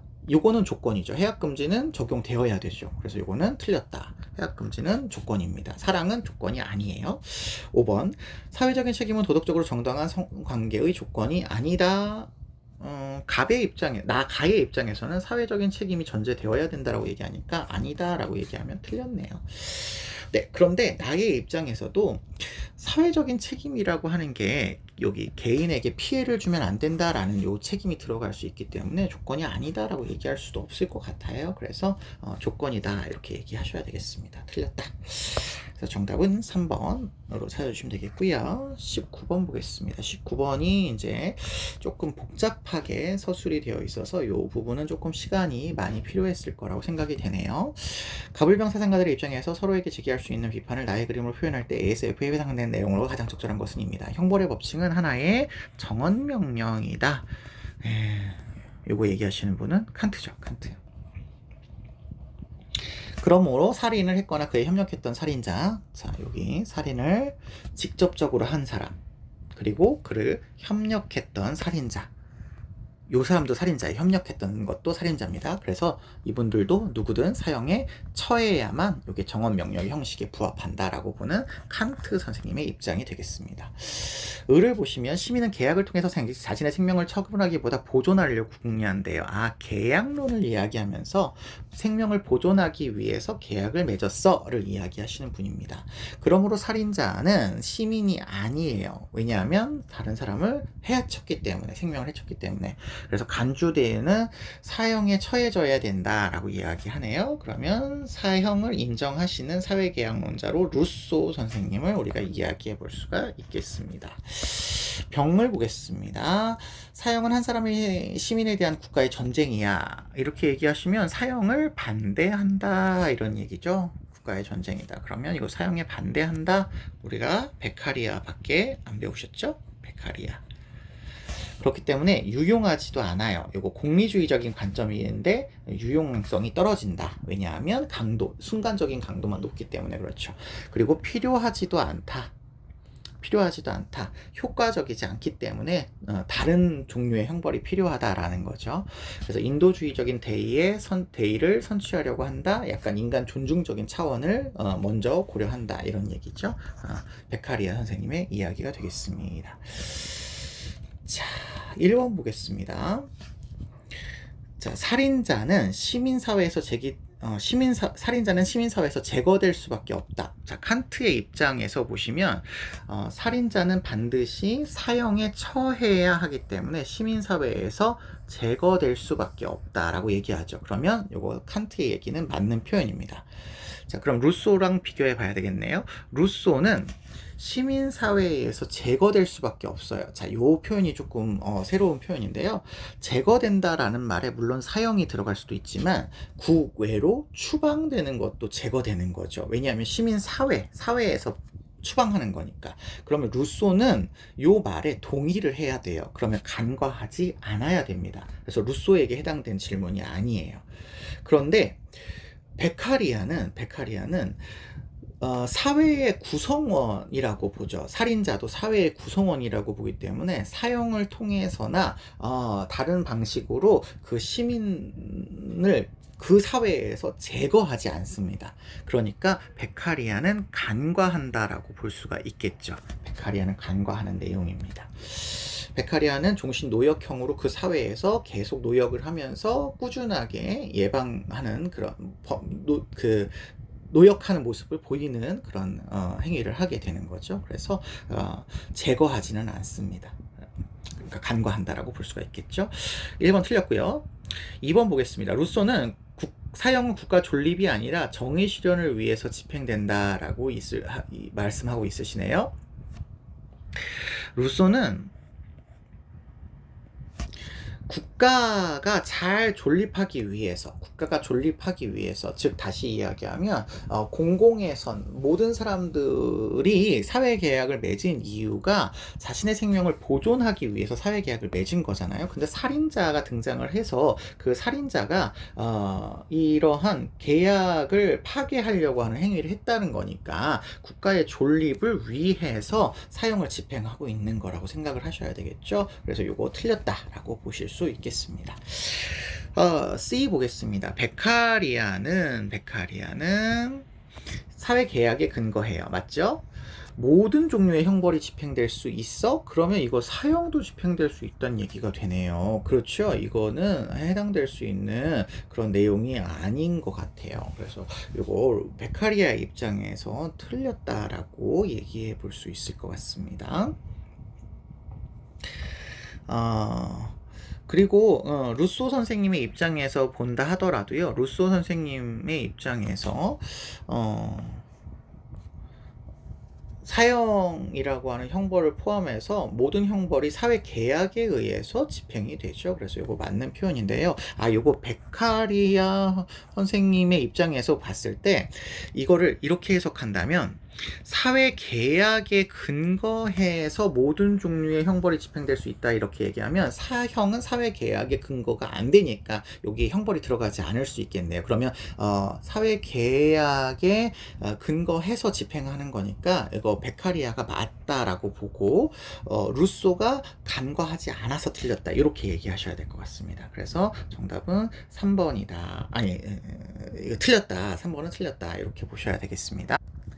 네, 3번 오해 없으시기 바래요. 여기 사회계약에 근거해서 이루어지는 거니까 사형은 포함되지 않는 거니까 모든 정보의 형벌이 집행될 수 있다에 근거해서 이루어지는 거 맞다 이렇게 보시면 되겠고요.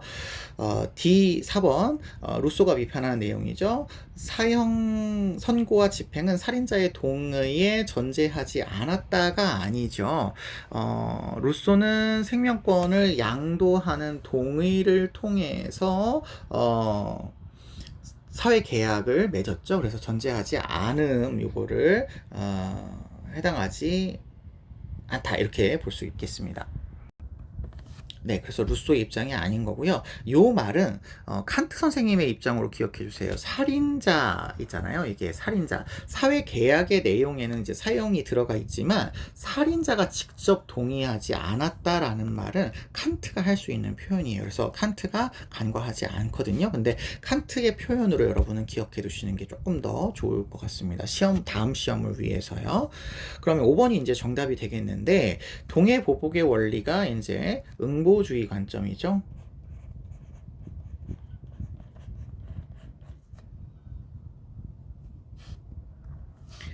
그래서 여기에 어긋나는 형벌도 정당화될 수 있다라고 이야기하시면 베카리아는 당연히 공리주의 사상가니까 공리주의에 근거한 거니까 여기에 어긋나는 형벌 정당화될 수 있어요. 하지만 칸트 선생님은 반드시 응보주의적인 관점에서 집행이 되어야 돼요. 그래서 간과한다 이렇게 얘기할 수 있어요. 그래서 정답은 5번이다 이렇게 보실 수 있겠습니다. 자, 마지막 20번 문제 보겠습니다. 이것이 있기 때문에 저것이 있고 이것이 생하기 때문에 저것이 생한다. 요거는 불교의 연기설을 이야기하고 있으시네요. 동양윤리 파트에서 불교가 나왔네요. 이것이 멸하기 때문에 저것이 멸하고요. 요게 이제 연기설의 기본 법칙이죠. 그리고 보통 비유를 얘기할 때 이렇게 세 단의 갈대가 서로 의지하면서 서 있다라고 해서 독립적인 실체가 없다. 요 얘기를 하시죠. 기억 보겠습니다. 세상 모든 존재의 생멸을 연기에 의한 것으로 봅니다. 맞죠? 연기에 의해서 모든 것들이 이루어진다라고 보고 있습니다. 니은 만물은 서로 관련되고 의존하고 있어요. 연관을 맺고 있죠. 연기설 맞습니다. 디귿 자아에 대한 집착이 괴로움의 원인이에요. 맞아요. 집착, 무명 이런 것들이 이제 원인이 되는 거죠. 원인이 원인으로 계속 이렇게 결과로 낳고 그 결과가 또 원인이 돼서 결과를 낳고 이렇게 하고 있습니다. 개별 사물이 본질적으로 독립적인 실체임을 자각하시면 안 되죠. 요거는 독립적인 실체는 없다고 자각하셔야 바람직한 거고요. 8정도의 수행을 통해서 열반에 이를 것을 강조하시고 있으시죠. 그래서 틀린 답은 4번으로 찾아주시면 되겠습니다. 불교의 얘기는 우리 기본적인 얘기가 나와서 그렇게 어렵지 않았던 것 같습니다. 네, 전반적으로 살펴보았는데 그렇게 어려운 내용기는 없었던 것 같고요. 우리 19번에 요 복잡한 얘기 요거 간과한다가 있기 때문에 조금 복잡해요. 그래서 요런 거랑 그 다음에 고전적으로 많이 어렵게 출제되었던 우리 15번의 사회정의 파트의 문제 선생님이 봤을 때는 요거는 여러분들이 용어에 대한 어떤 그 사람들의 표현에 대한 어떤 익숙함이지 않음에서 비롯되는 어떤 오답인 것 같거든요. 이런 것들만 조금 잘 해결하신다면 나머지 파트는 그렇게 여러분이 어렵지 않게 풀 수 있을 것 같아요. 네. 여기까지 한번 보시고요. 혹시 더 궁금한 사항이 있으시면 수업 중에나 학교에서 선생님한테 질문해 주시면 좋을 것 같습니다. 예, 시험 보느라고 고생 많으셨고요. 수고하셨습니다.